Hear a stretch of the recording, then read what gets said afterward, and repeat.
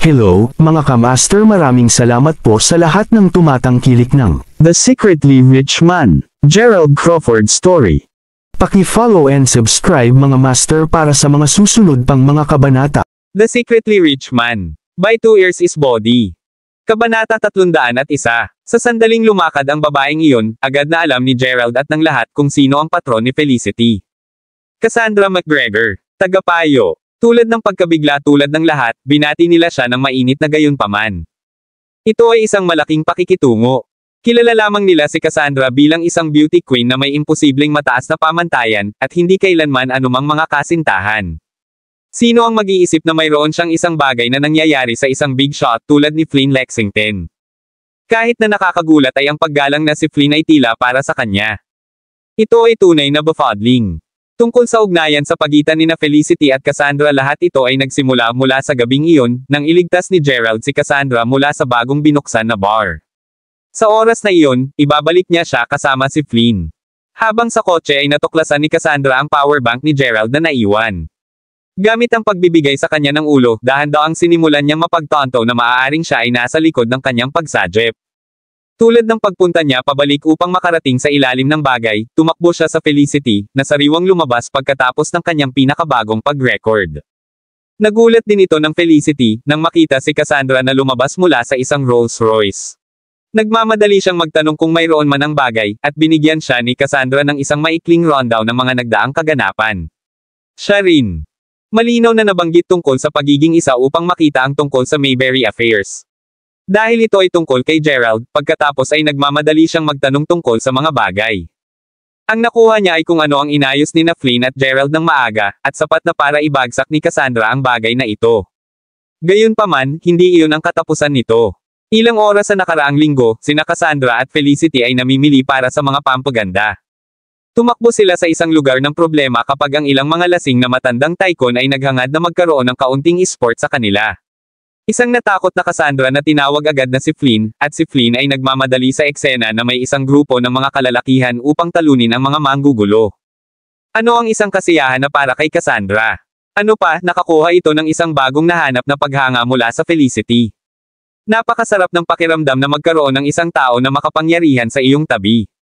At sa gayon, nang nangyari ang pinakabagong fiasco na ito ngayon, malinaw na tumawag si Felicity kay Cassandra sa lalong madaling panahon. Iyon ay kung paano natapos ang mga bagay sa ganitong paraan. Nararapat na natanto pa ni Jake kung kanino siya nakikipag-usap, sumando si Flynn at bumulong ng ilang mga bagay sa kanyang tainga. Ang kulay ay pinatuyo sa kanyang mukha.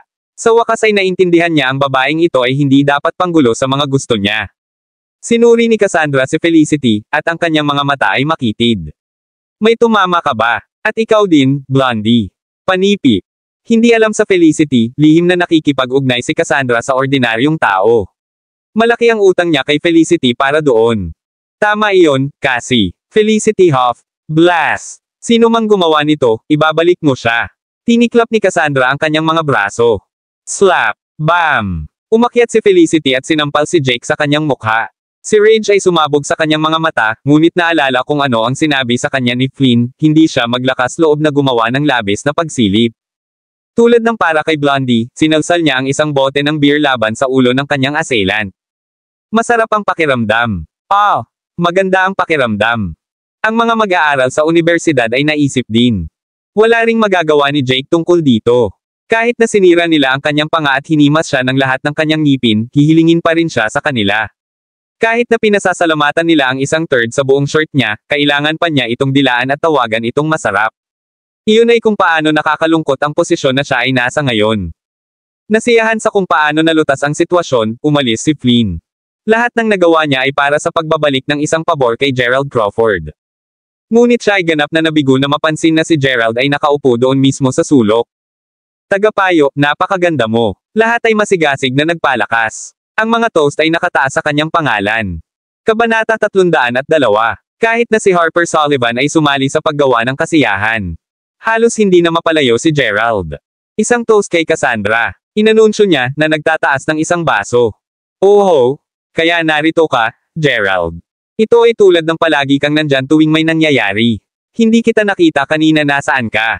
Kahit na si Cassandra ay may kaunting pagsasaalang-alang pa rin kay Gerald, sa pamamagitan ng manipis na puwersa ng ugali gayunpaman, hindi na siya naging malamig sa kanya tulad ng dati, isinasaalang-alang na tinulungan niya ito bago, sa kanyang sariling paraan.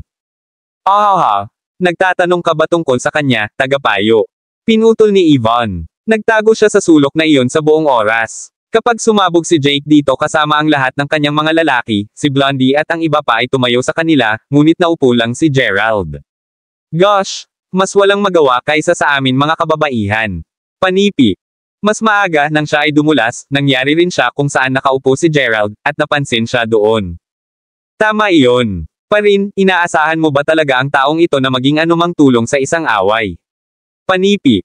Ngayon, sigurado ako na si Gerald ay tatayo kasama ang lahat, ito ay lamang na ang kanyang mga tuhod ay masyadong mahina mula sa takot, Maraming mga batang babae ang nag-snigger, ang kanilang mga tinig na puno ng pangungutya. Napanood ni Cassandra habang inalog lang ni Gerald ang kanyang ulo at nagbuntong hininga ng walang magawa. Tumulo siya sa kanyang toast. Pupunta ako sa banyo. Dulog sa mga pang-iinsulto, walang paraan upang tumugon si Gerald. Tiyak, wala na siyang tulong ngayon. Ang tanging pagpipilian niya ay ang tumakas. Literal na naiinis niya ang kanyang sarili. Kabutihan mo ako. Mas gusto kong mamatay kaysa may kasintahan tulad ni Gerald. Paf, at anong batang babae ang magiging interesado sa isang taong katulad niya? Nakakainis, binago ni Felicity ang paksa. Gosh, sapat na tungkol sa taong iyon. Oh, tama counselor, nang tinawag kita kanina-kanina, sinabi mong hindi ka malaya na mag-hangout. May iba ka bang nangyayari? Panipi. Oh, nagkaroon ako ng isang gawain upang tumakbo, mga bagay na bibilhin at mga bagay-bagay. Kung hindi ito dahil si Flynn ay abala rin sa kanyang sarili, ipinadala ko siya upang bantayan ang mga batang babae. Nakalulungkot, ang bagay na iyon ay talagang nagtagal sa kanya upang manirahan sa katunayan, ang kalahati ng Mayberry ay nasa isang kaguluhan sa ibabaw nito. Panipi. Oh, ano ang nangyari? Ang interes ng lahat ay napik. Paano wala akong nakita sa balita? May sumigaw. Huwag maging bobo. Napakalaki nito upang pag-usapan sa publiko. Hindi rin sasabihin sa akin ni Flynn ang anumang mga detalye, ngunit may nangyari sa Scott Howe Elementary, at nakuha nito ang mga pangunahing manlalaro tulad ni Zach Lyle at Michael Zick, pati na rin ang isang grupo ng iba pang mga kilalang negosyante. Nagsil sila sa kalsada sa labas ng paaralan, na nakacord sa halos 100 mga kotse. Panipi. Diyos ko, walang paraan. Lahat ay hindi naniniwala. Samantala, umalis na lang si Gerald sa pintuan. Overhearing this beat, umiwas na ulit siya ng ulo. Wala siyang clue kung ano ang tungkol sa lahat. Ang ilang mga tao na hindi mo pinapahalagahan, ngunit nakakakuha sila ng isang bagay na mabuti sa iyo. Ang ilang mga tao na nais mong tulungan, ngunit tapusin ang pinsala sa halip. Hindi pa oras upang maihayag ang kanyang tunay na katayuan, at talagang hindi nais ni Gerald na maging kaalaman sa publiko sa anumang kaganapan.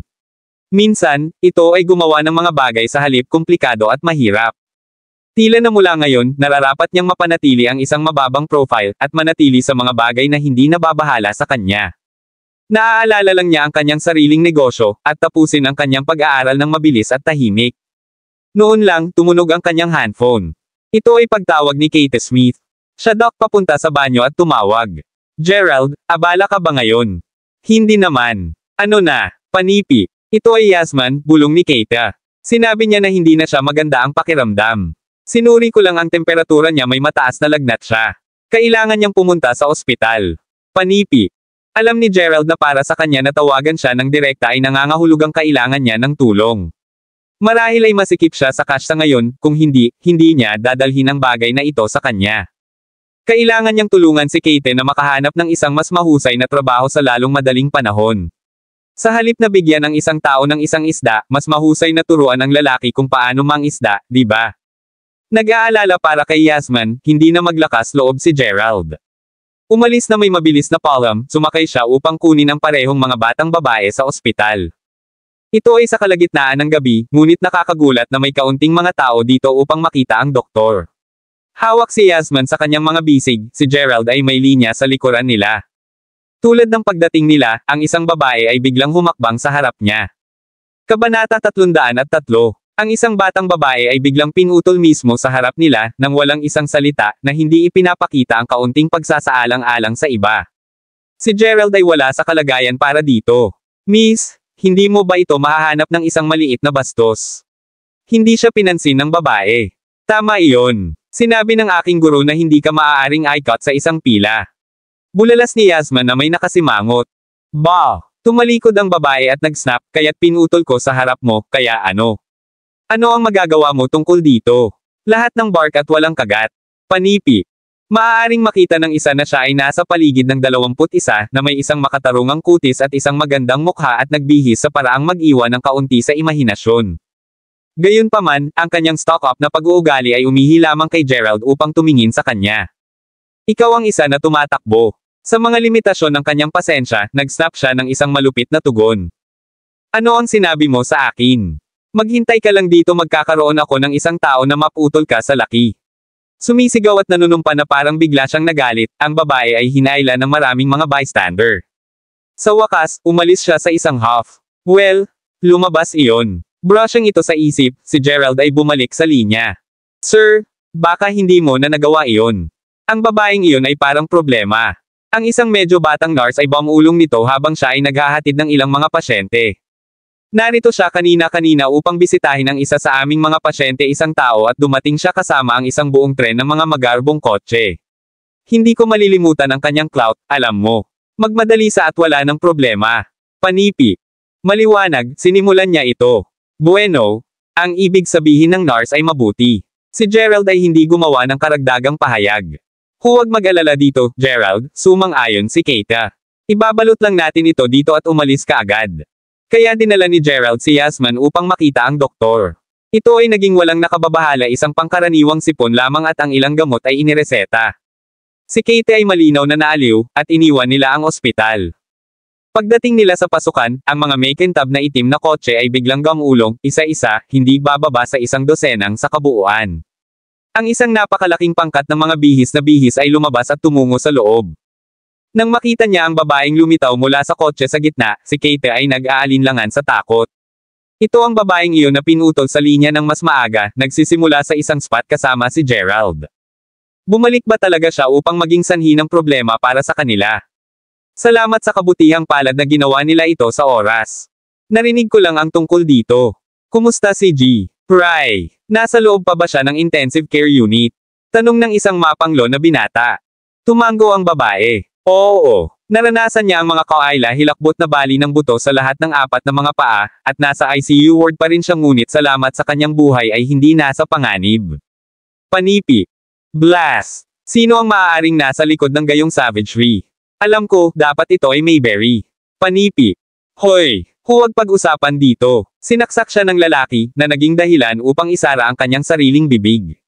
Si Gerald ay huminto sa malapit, madaling makita ang mga ito. Bakit niya ito ginawa? Dahil nakilala niya ang dasyang binata. Pinalo pa rin ang mukha mula sa fiasco na iyon sa Emperor Karaoke Bar, wala itong iba kundi si Jake. Naririnig ang kanilang talakayan tungkol sa isang Miss Rai, sa wakas nakita niya ang larawan ngayon. Ito ay malamang na ang mahusay na Damien Rai mismo. Kaya't si Scoundrel ay na-admit sa ospital na ito. Lumilitaw na ang lahat ng mga taong ito, kabilang ang nakakatakot na harpy, ay mula sa Rai Group. Vroom, vroom. Pagkatapos, sa isang rumbling na bagyo ng mga makina, lumitaw ang isa pang armada ng 100 mga kotse. Ang isa ay natural na ipalagay na kasama nila si Jake at kumpanya. Hindi yun lahat. Maraming mga kotse ang patuloy na sumunod mula sa likuran.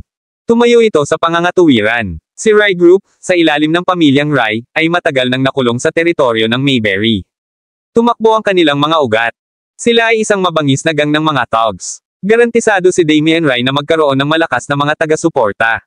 Hindi mahalaga kung gaano kahirap sinubukan ng sino man na masakop ang mga bagay, ang mga kaganapan sa Hapon na iyon ay napakahusay na itago. Kabanata 304. Salita tungkol sa buong pangyayaring ito, kasama ang pag-iwas ni Damien Rai, ay ginagarantiyahan na lumabas. Ang tanong ay kung paano mismo iikot ni Damien. Kilala mo ba sila, Gerald?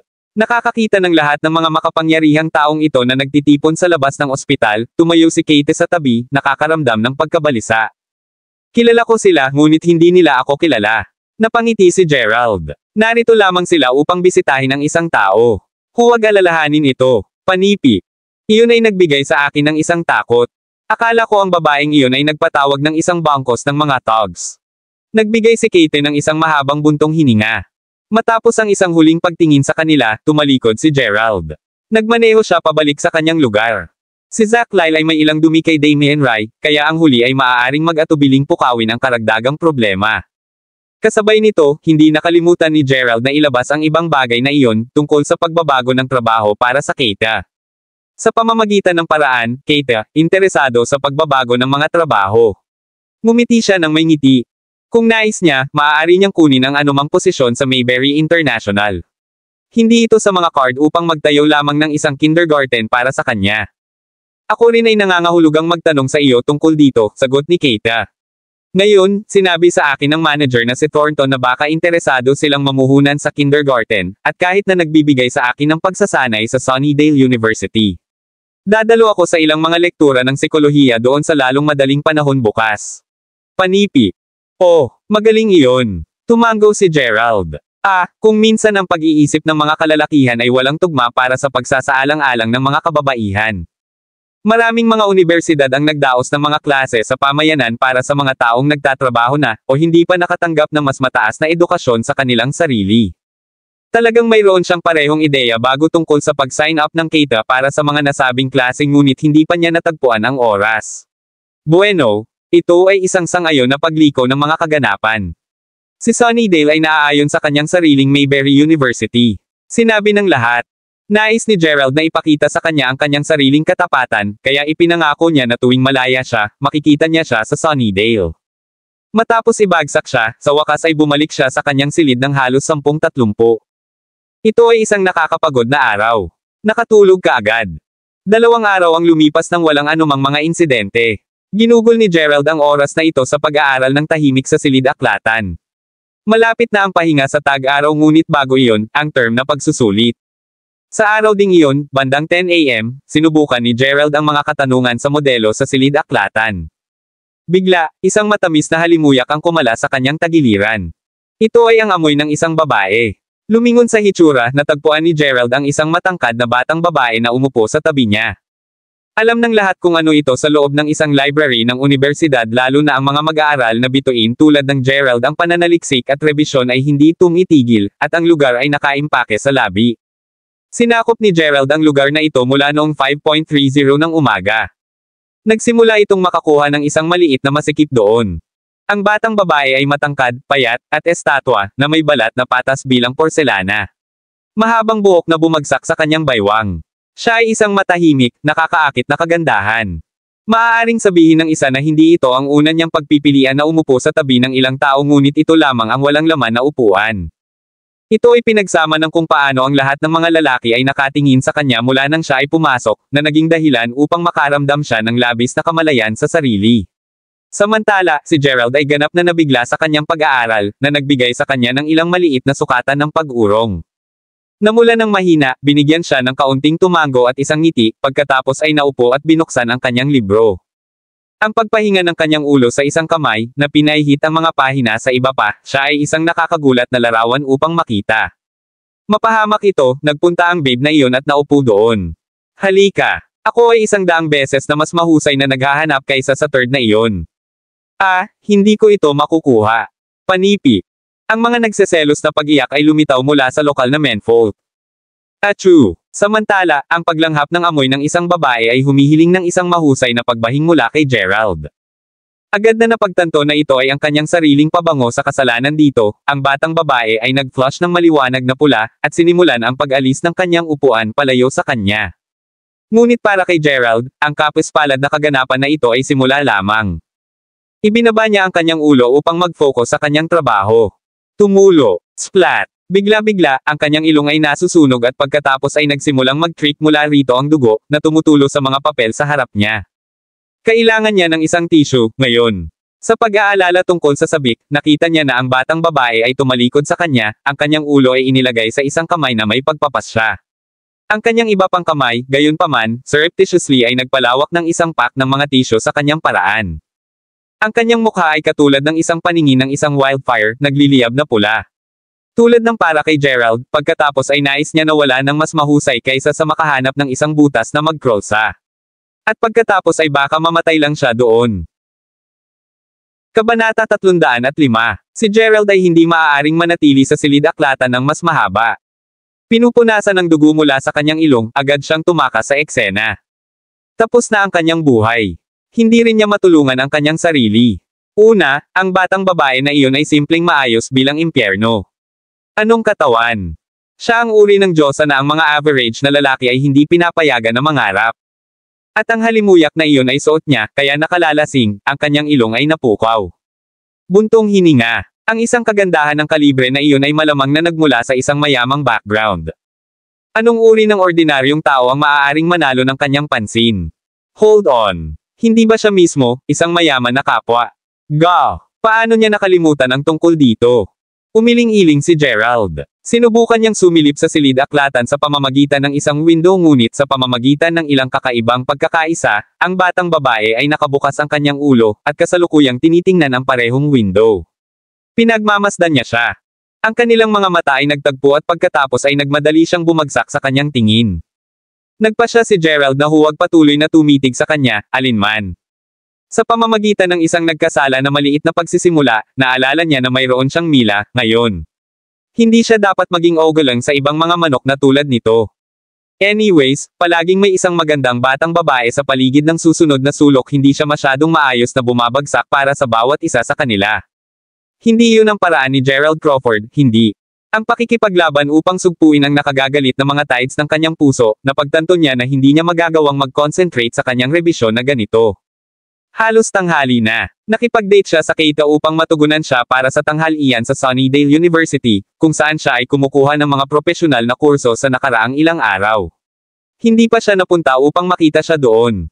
Nagmaneho siya papunta sa Sunnydale na, tulad ng Mayberry University, ay matatagpuan sa Mayberry University District, mas mataas na patunay ng katumbas na prestihiyo nito.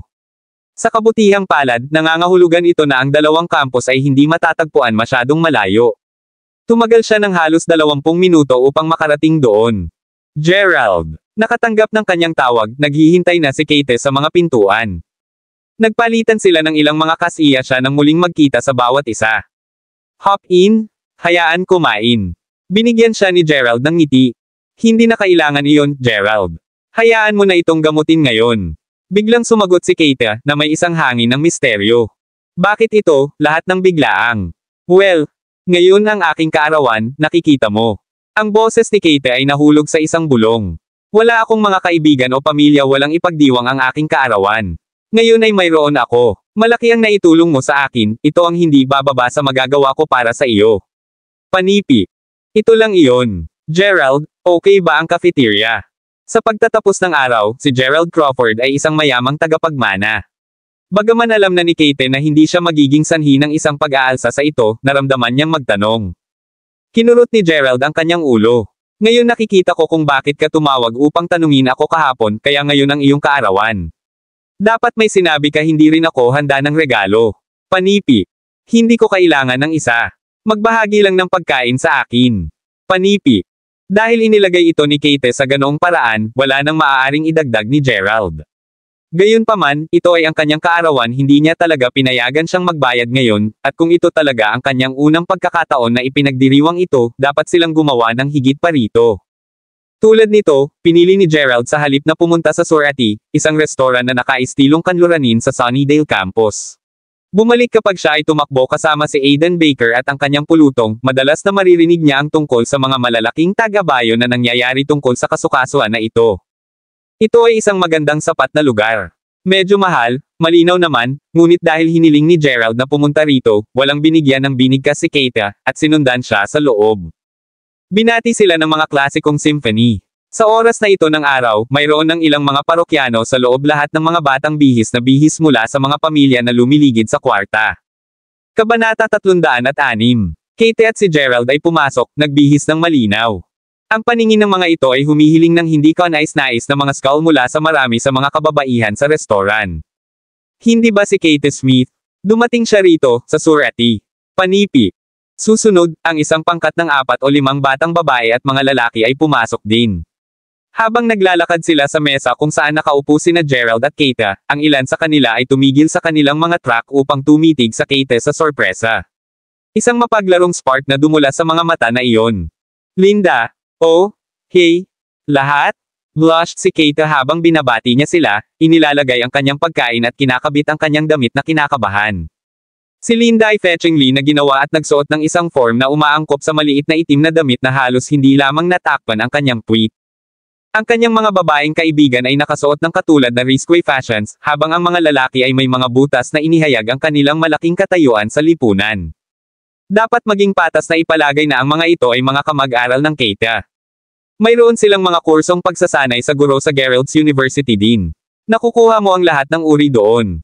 Ang ilan ay mayaman na brats na nabigo na maging kwalipikado para sa iba pang mga kurso. Ang ilan ay mga negosyanteng maliit negosyo. Ang ilan ay regular na nagtatrabaho. Ang mga mayayamang brats ay dumalo sa mga klase higit sa lahat upang kunin ang mga sisiw. Ang mga magagandang batang bagay doon ay umaasa na makahanap ng isang tatay ng asukal. Ang natitira ay tulad ng Kate genuinely dito upang malaman ang isang bagay. Hahaha, tiyak na hindi mo kayang bayaran ang lugar na ito, Kate. Niyakap ni Linda ang kanyang mga balikat, ngumisi sa Kate na may kasiyahan. Maliwanag, ang paglalagay ng Kate tulad nito ay ginawang pakiramdam ni Linda na siya ay talagang isang tao. Lalo na dahil noong unang nagsimula ang mga klase 2 araw na ang nakakaraan, ang isa sa mga mayayamang batang lalaki ay nagtaas ng paksa sa klase kung sino ang pinakatanyag na batang babae sa kanilang mga kamag-aral. Sa una, si Linda ay naging lahat para dito, ngunit matapos na ang mga boto, ang nagwagi ay naging Kate. Nagkaroon ng pagbibiro ng mga paanyaya para sa kanya na umakyat sa harap at magpakita ng isang pagtanggap ng talumpati para sa karangalan na ito, ngunit hanggang ngayon ay hindi binibigyang pansin ni Kate ang kanilang mga jibes at ang kanilang mga pagtatangka na makipag-chat sa kanya. Gayunpaman, ito ay higit na nag-antagon lamang sa mapagkompetensyang si Linda, na hindi kailanman nawala sa sinuman sa mga tuntunin ng hitsura. Pagkatapos ng lahat, hindi ba sinabi na ang pinakadakilang kalupitan na ipahamak sa isang babae ay ang pangalan ng ibang babae na mas maganda kaysa sa kanya? Kahit na inamin nila ito ng malakas, ito ay tulad pa rin ng isang bagay na nakakabagbag damdamin. Kaya para kay Linda, at upang mapalala ang mga bagay, nawala siya sa ilang walang kabuluhan na tramp. Kaarawan ko ngayon at tinatrato ko ang isang kaibigan sa tanghalian. Si Kate ay hindi napansin sa galit ni Linda sa kanya, kaya inalok lamang siya ng isang simpleng tugon at wala na. Magandang langit, ito ba ang iyong pakikitungo? Hinuhulaan ko ang iyong kasintahan, kung gayon. Panipi. Ang isa pa sa mga batang babae ay sumali. Oh haha, may sasabihin ito, ang dalawa sa iyo ay isang perpektong tugma. Tingnan kung ano ang pareho mong suot. Panipi. Tumigil sa sulking, kayong dalawa. Ang mga ito ay ilan lamang sa mga steak at fruit juice, ang isa sa mga lalaki na kasama nila ay itinuro, nanginginig ang kanyang ulo. Kaarawan ng aming beauty Kate ngayon, hayaan siyang mag-enjoy sa kanyang sarili. Tumigil sa sanhi ng isang eksena. Panipi. Beauty, sinabi niya. Hindi hayaan ni Linda na lumipas. Ngunit tingnan mo, kayong mga lalaki. Nagkakaroon lang sila ng hubad na minimum dito. May ipinagdiriwang ang kanyang kaarawan, ngunit inaasahan ko na hindi nila kayang bayaran ang isang cake. Sa pagtingin sa kanilang dalawa, hinuhulaan ko na kailangan niyang gastusin ang lahat ng kanyang pag-iimpok sa buhay para lamang makasama dito. Gawhaw. Well, hindi kita makagambala pa. Hindi nakakagulat na ang mga kapitbahay ni Kate ay pinag-uusapan kung paano hindi siya kumakain ng anumang hapunan at kahit na sa tanghalian, ang lahat ng mayroon siya ay isang mangkok ng payak na bigas. Dito naisip ko na pinapanood niya lang ang kanyang figure, ngunit sa palagay ko wala lang siyang pera para sa pagkain. Panipi. Ang pagkakaroon ng pagsasalita ng kanyang piraso sa sandaling ito, si Linda Harum, nakatiklop ang kanyang mga braso, at nag-stop. Pupunta kami ngayon. Wala ka pang problema mula sa amin. Pagkatapos ng lahat, kailangan pa nating samahan si Finn sa kaarawan ng kaarawan ni Liara pagkatapos. Hindi ba tama iyon, Finn? Gumawa si Linda ng isang pagpapakita ng pagkapit sa braso ng isang binata at sa wakas ay umalis. Napahiya na ganyan, yumuko si Kate at tumahimik. Hindi siya kumakain ng isa pang kagat. Maya-maya, nakita ni Gerald ang mainit na luha na paikot-ikot ang kanyang mga pisngi. Kabanata 307. Pasensya na, Gerald. Nahiya din kita, umiyak si Kate. Hindi ako dapat dumating dito, sa isang lugar na tulad nito. Kaarawan niya ngayon at ginugol niya ito sa kanyang nag-iisang kaibigan sa mundo. Kahit na ang damdamin ni Kate ay masasaktan sa gayong panunuya. Walang nakakaintindi sa kanyang damdamin na mas mahusay kaysa kay Gerald. Siya rin ay naging mahirap. Tuwing ang kanyang pagmamataas ay tinapakan ng ganyan, naramdaman na siya ay sinaksak sa puso. Kapag si Kate ay inaatake ng mga batang babae, nais ni Gerald na gumanti. Ngunit kung nagawa niya iyon, gaano pa karami ang magdurusa sa klase sa kanila mula sa puntong iyon. Pa rin, hindi niya talaga naintindihan kung ano ang nangyayari hanggang sa huli, tulad ng paglalakad nila palayo, at hindi ito hahabol ni Gerald at bigyan sila ng 5 sa buong mukha, di ba?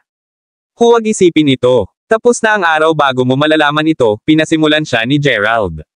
Ang kailangan mong gawin ngayon ay masipag sa iyong pag-aaral. Nagtataka siya kung dapat niyang hilingin kay Aiden na tumulong sa pag-aalaga sa kanya dito. Tumango si Kate. Maghintay ka rito para sa akin. Kailangan kong pumunta kumuha ng isang bagay. Babalik na ako, sinabi sa kanya ni Gerald na may ngiti, at pagkatapos ay dumula sa labas. Pupunta siya sa kanya ng cake. Mas maaga, naglagay siya ng isang order online na may dessert shop sa campus. Sa labas, nakatagpo siya ng 200 ng mga kabataang lalaki at kababaihan na dumadaloy sa paligid ng isang batang babae na may salaming pang-araw. Lahat sila ay pumasok sa loob at lahat ay nakasuot ng pinakabagong mga fashions.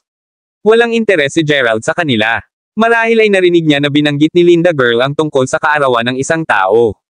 Iyon ay marahil sa kanya, kung gayon. Ano man, natagpuan ni Gerald ang dessert shop na malapit lamang sa Surati. Tumagal siya ng isa pang 15 minuto upang masecure ang cake at pagkatapos ay tumungo siya pabalik. Ngayon ay mayroong isang napakalaking karamihan ng mga mag-aaral sa labas ng restoran. Sila ay sumisilip sa pamamagitan ng pasukan, kasama ang ilan kahit na kumukuha ng litrato sa kanilang mga cellphone.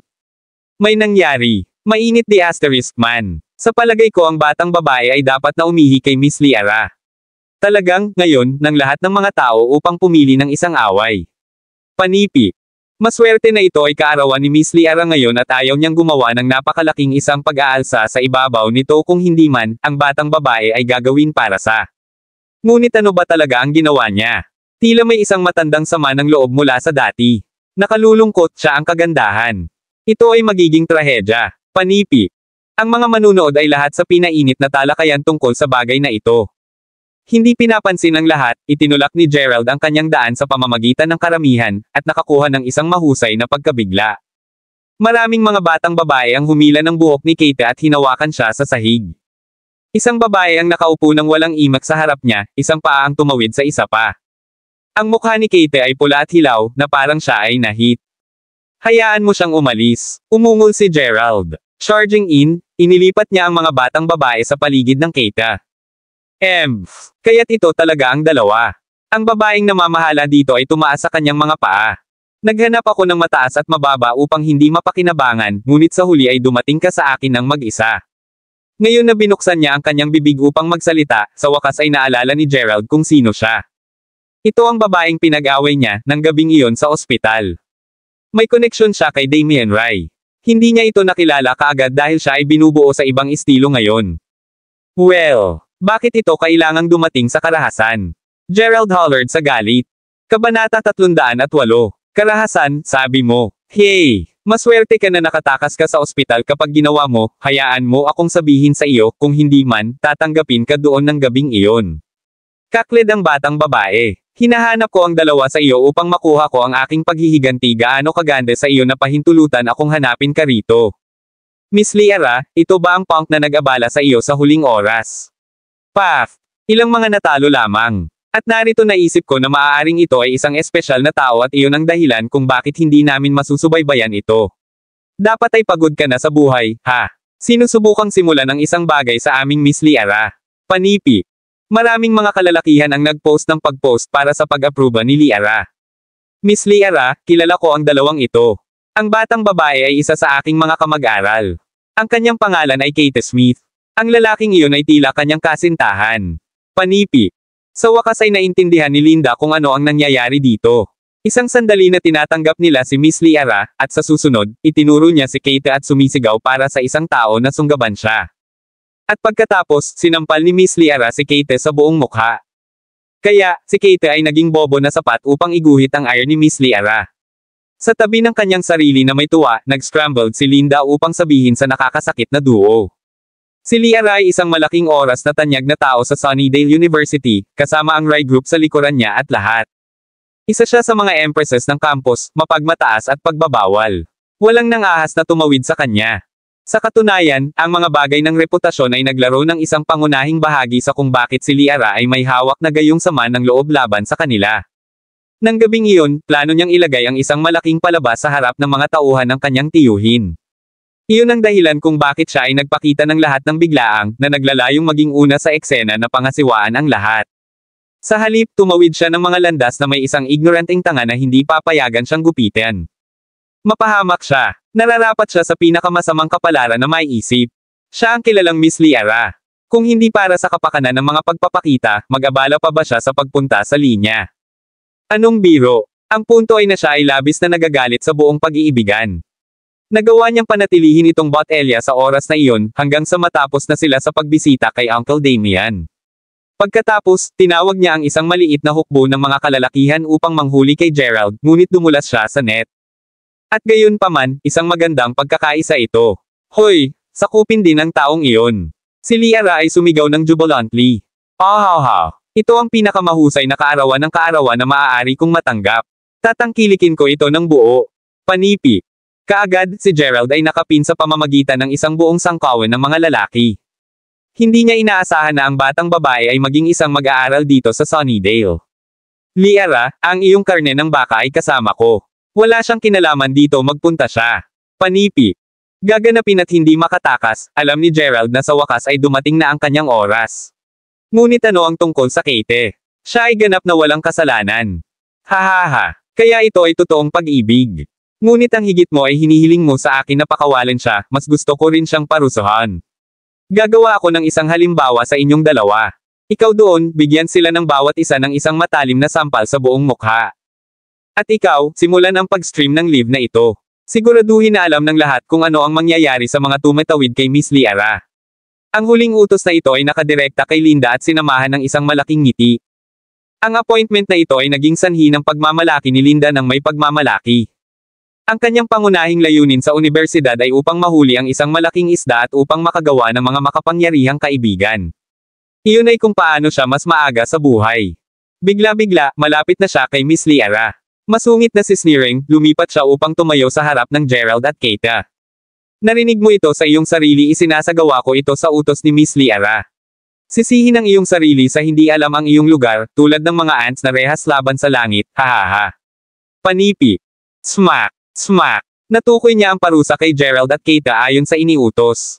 Medyo maraming mga mag-aaral ang nag-stream ng eksenang ito sa kanilang mga telepono. Naturally, marami sa kanila ang gumagawa ng tama mula sa simula. Banal na baka. Elena, suriin ito. Si Miss Liara ay nagtatanghal ng isang pampublikong pagpapatupad sa Surate Restaurant. Sino ang walang kapwa-ares na kapwa na nagtapos sa kanya? LMAO. Panipi. Sa isang dorm ng mga batang babae sa isang lugar, may nag-anunsyo ng flash ng balita na ito. Gosh! Hinirang pa niya ang isang profesional na headswoman kung ano ang isang drama queen. Isa pang batang babae ang nagsabi. Elena, bumaba tayo ngayon at tingnan ito para sa ating sarili. Hindi ako pupunta. O kaya sinabi niya, ngunit si Elena ay sumulyap sa video pa rin bago tumalikod muli sa disinterest, at bumagsak sa kama upang magpatuloy sa paggamit ng kanyang telepono. Lumipas ang isang mahabang sandali, at pagkatapos, ano ang impyerno? Kabanata 309. Si Elena ay malapit nang umabot sa hapon, ngunit ngayon siya ay nagising. Inagaw niya ang kanyang handphone para sa isang mas malapit na hitsura, at ang kanyang puso ay nag-flip-flop sa pagitan ng kagalakan at alarma. Nakasuot pa rin ang kanyang pijama, sumakay siya sa cafeteria. Si Joy, dahil ang tao na nasa kanyang mga saloobin ay kahit papaano ay lumitaw sa kanyang campus. Alarma, sapagkat, mabuting Panginoon, si Gerald Crawford ay inaabuso sa live stream. Samantala, sa Sunnydale University Fight Club. Ito ay isang malaking samahan, na nilikha sa kapritsyo ng ilang mayamang bata o iba pa, na nagpunta sa isang partikular na sulok ng campus. Ipinagmamalaki ng club na ito ang maraming mga miyembro higit sa 300 sa kabuuan. Sa kasalukuyan, sa fighting ring. Galing. Panipi. Ang isa sa mga mandirigma ay kumatok lamang sa kanyang kalaban ng isang mahusay na pamamaraan. Ang mga manunood ay sumabog sa nakakabagabag na palakpakan. Tubig. Kinuha ng manlalaban ang kanyang mga balikat habang siya ay naglalakad palabas, at agad na binati ng isang alagad, na nag-uncap ng isang bote ng tubig at ipinakita ito sa kanya.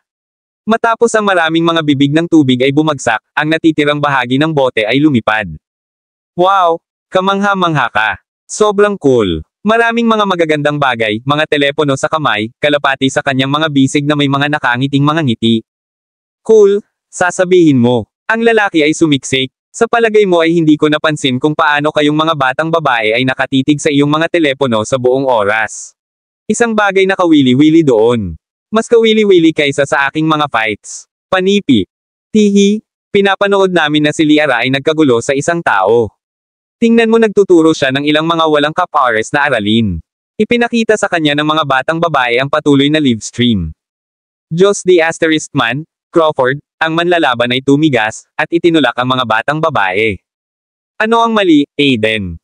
Nag-small sila. Magmadali, kunin ang aking mga lalaki. Sabihin sa kanila na tumakbo sa Surati. Panipi. Ang manlalaban ay walang iba kundi si Aiden Baker. Naririnig ang kanyang utos, ang nagtipon ng mga alagad ay sumakay para sa restoran ng Surati ng walang pagkaantala. Kahit na ang malapit na kaibigan ni Aiden na si Yancy Zimmerman, ay tinawag. Sa paglipas ng Surati Restaurant, naihatid na lang ni Linda ang kanyang ikatlong sampal sa mukha ni Gerald. Naglakas loob ka bang gulo kay Miss Liara? Sa sipo ko ang iyong asno. Sa bawat lumipas na sandali, mas tinatangkilik niya ito ng higit pa. Habang itinaas niya ang kanyang kamay para sa isang ika-4 na welga, may sumigaw, banal na crap. Narito si Aiden Baker at ang kanyang mga lalaki. Isang pulutong ng mga lalaki. Panipi. Ang karamihan ng tao sa pasukan ng restoran ay agad na nakakalat. Isang daang-daang tao ang nagsingil sa ganitong paraan. Dumating din si Aiden. Hey! Matamis sa kanya, kaya narinig niya ang ginagawa ko dito at dumating upang tumulong. Tumayo si Liara upang batiin siya. Medyo kagandahang loob ito sa kanyang bahagi. Bagaman si Liara ay hindi isa sa mga subordinate ni Aiden sa kanyang sarili, gayunpaman kinilala niya ang kanyang napakalaking impluwensya sa loob ng Sunnydale. Karaniwan silang nakakasama ng maayos sa bawat isa. Gayunpaman, nang maabot sila ni Aiden at ginawa ni Liara na tanggapin ang kanyang pagdating, narinig niya ang holler. The asterisk man ito. Talunin mo sila. Talunin ang lahat dito sa lupa. Panipi. Sa pamamagitan ng isang sigaw, ang kanyang mga mandirigma ay lumitaw. Ang mga kalalakihan na may hawak na bihag na si Gerald ay agad na kumatok. Kahit na ang mga kasangkapan sa bahay ay nasira, at tungkol sa personal na entourage ni Liara, hindi isang solong tao ang naligtas mula sa karahasan na ito. Si Liara ay nasa gilid ng galit na galit, tinitigin ang malapad na mata sa eksena sa harap niya. Ano sa pangalan ng langit? Aiden, nawalan ka na ba ng isip? Ako ito, Liara. Gaano ka manggahas na salakayin ang aking mga tao? Panipi. Nagmarcha si Aiden at sinampal si Liara. Wap! Malawak mong pipi. Babayaran kita. Panipi. Pagkatapos ay nagmamadali siya sa panig ni Gerald. Gerald, okay ka lang. Ngayon, si Aiden ay nalubog sa isang malamig na pawis. Hinaplos ni Gerald ang kanyang namamagang pisngi. Ang kanyang puot ay magiging maalamat. Kung hindi siya sumagip kay Aiden, ano ang maaaring gawin sa kanya ng karamihan?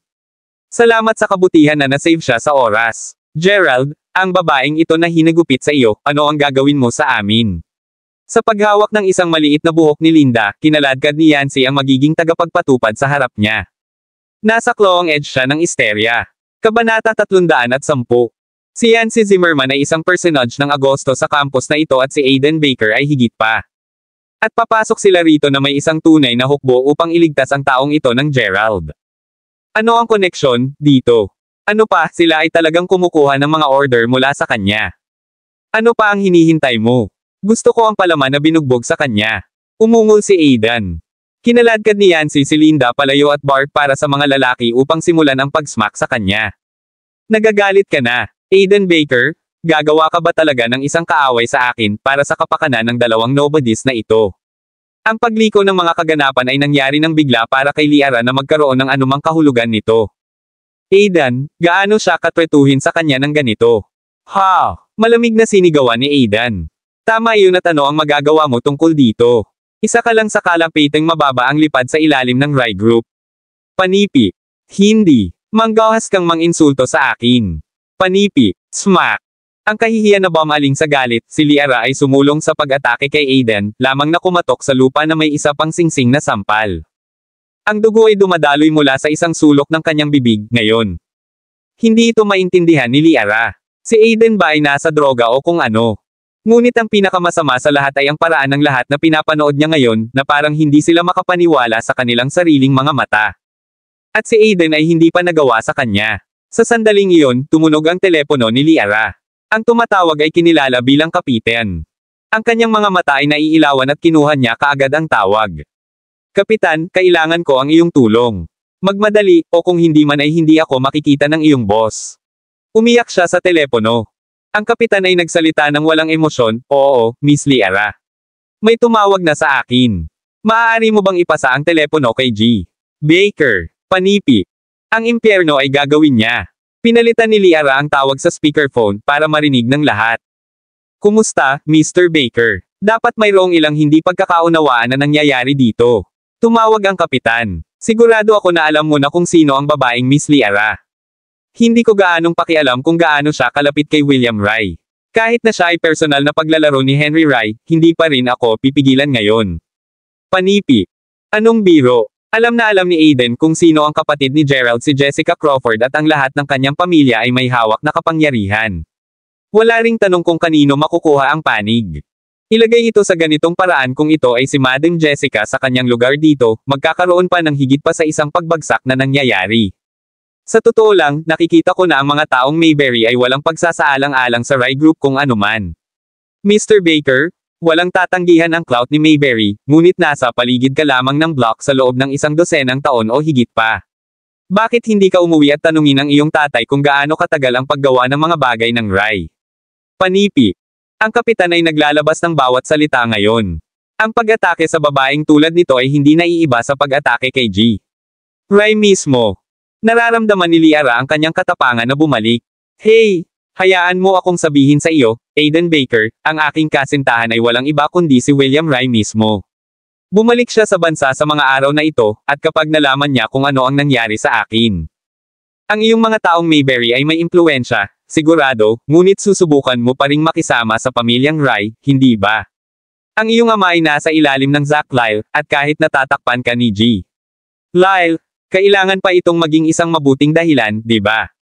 Ha! Panipi. Si Aiden Baker ay hindi malalampasan. May mga bagay na napunta sa kanyang sariling ulo. Kaugnay nito, lumingon siya kay Gerald. Kung inutusan ni Gerald ang pag-atake na magpatuloy, walang pag-aalangan at walang matakot. Ngunit tumahimik si Gerald. Tila, ang isa sa mga subordinate ni Aiden ay nagtusto sa kanya ng isang taser. Naglakad siya at natigil si Liara. Zap! Ang buong katawan ni Liara ay nakabukas at pagkatapos ay gumuho siya sa sahig, nakakumbinsi. Sa ilang mga bagay, ang isa ay kailangang magtiis, gumawa ng isang hakbang pabalik, at makita ang mas malaking larawan.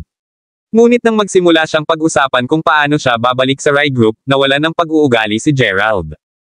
Tunay, walang nakatakas sa ilang mga kaguluhan. Huling oras, halos siya ay ginawang isang cripple ni Damian Rai. Upang sabihin ang totoo, hindi pa rin niya nakuha ang pangyayaring iyon. At pagkatapos ngayon, ang batang babae na ito ay nagpahiya sa kanya. Kung gaganapin ni Gerald ang kanyang galit, maaaring patayin siya. Nagsimula na ang lahat kay Damian Rai at ngayon kailangan niyang ayusin ang isang punto sa Rai Group. Ito ay sapat na para sa ngayon, at walang pag-asa na magpatuloy sa tanghalian, kaya kinuha ni Gerald si Keita at umalis kasama ang iba. Isang solemn na hush ang nahulog sa nakamamatay na karamihan. Ang aking gosh, ang pangalan ng taong iyon ay Gerald, hindi ba?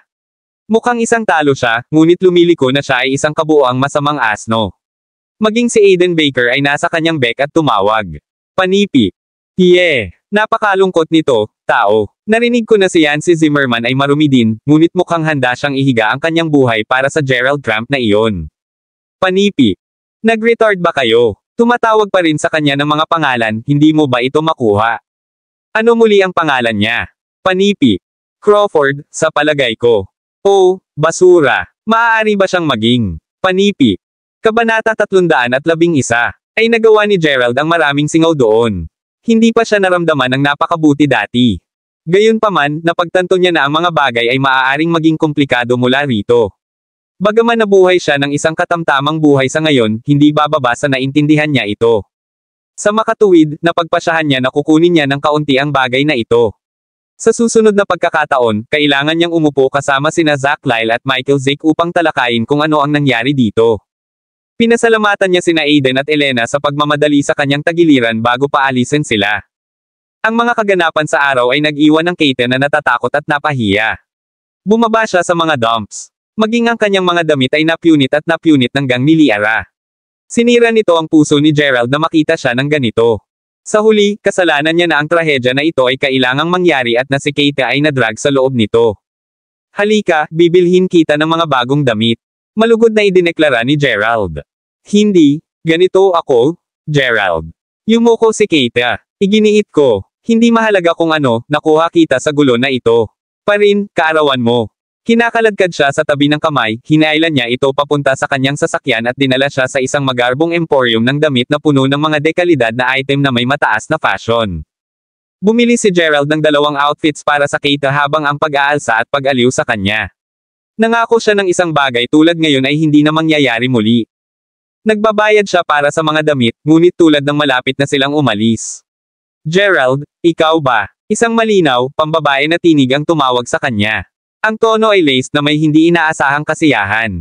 Lumingon siya upang tumingin. Ito ay si Naomi Milton. Naomi.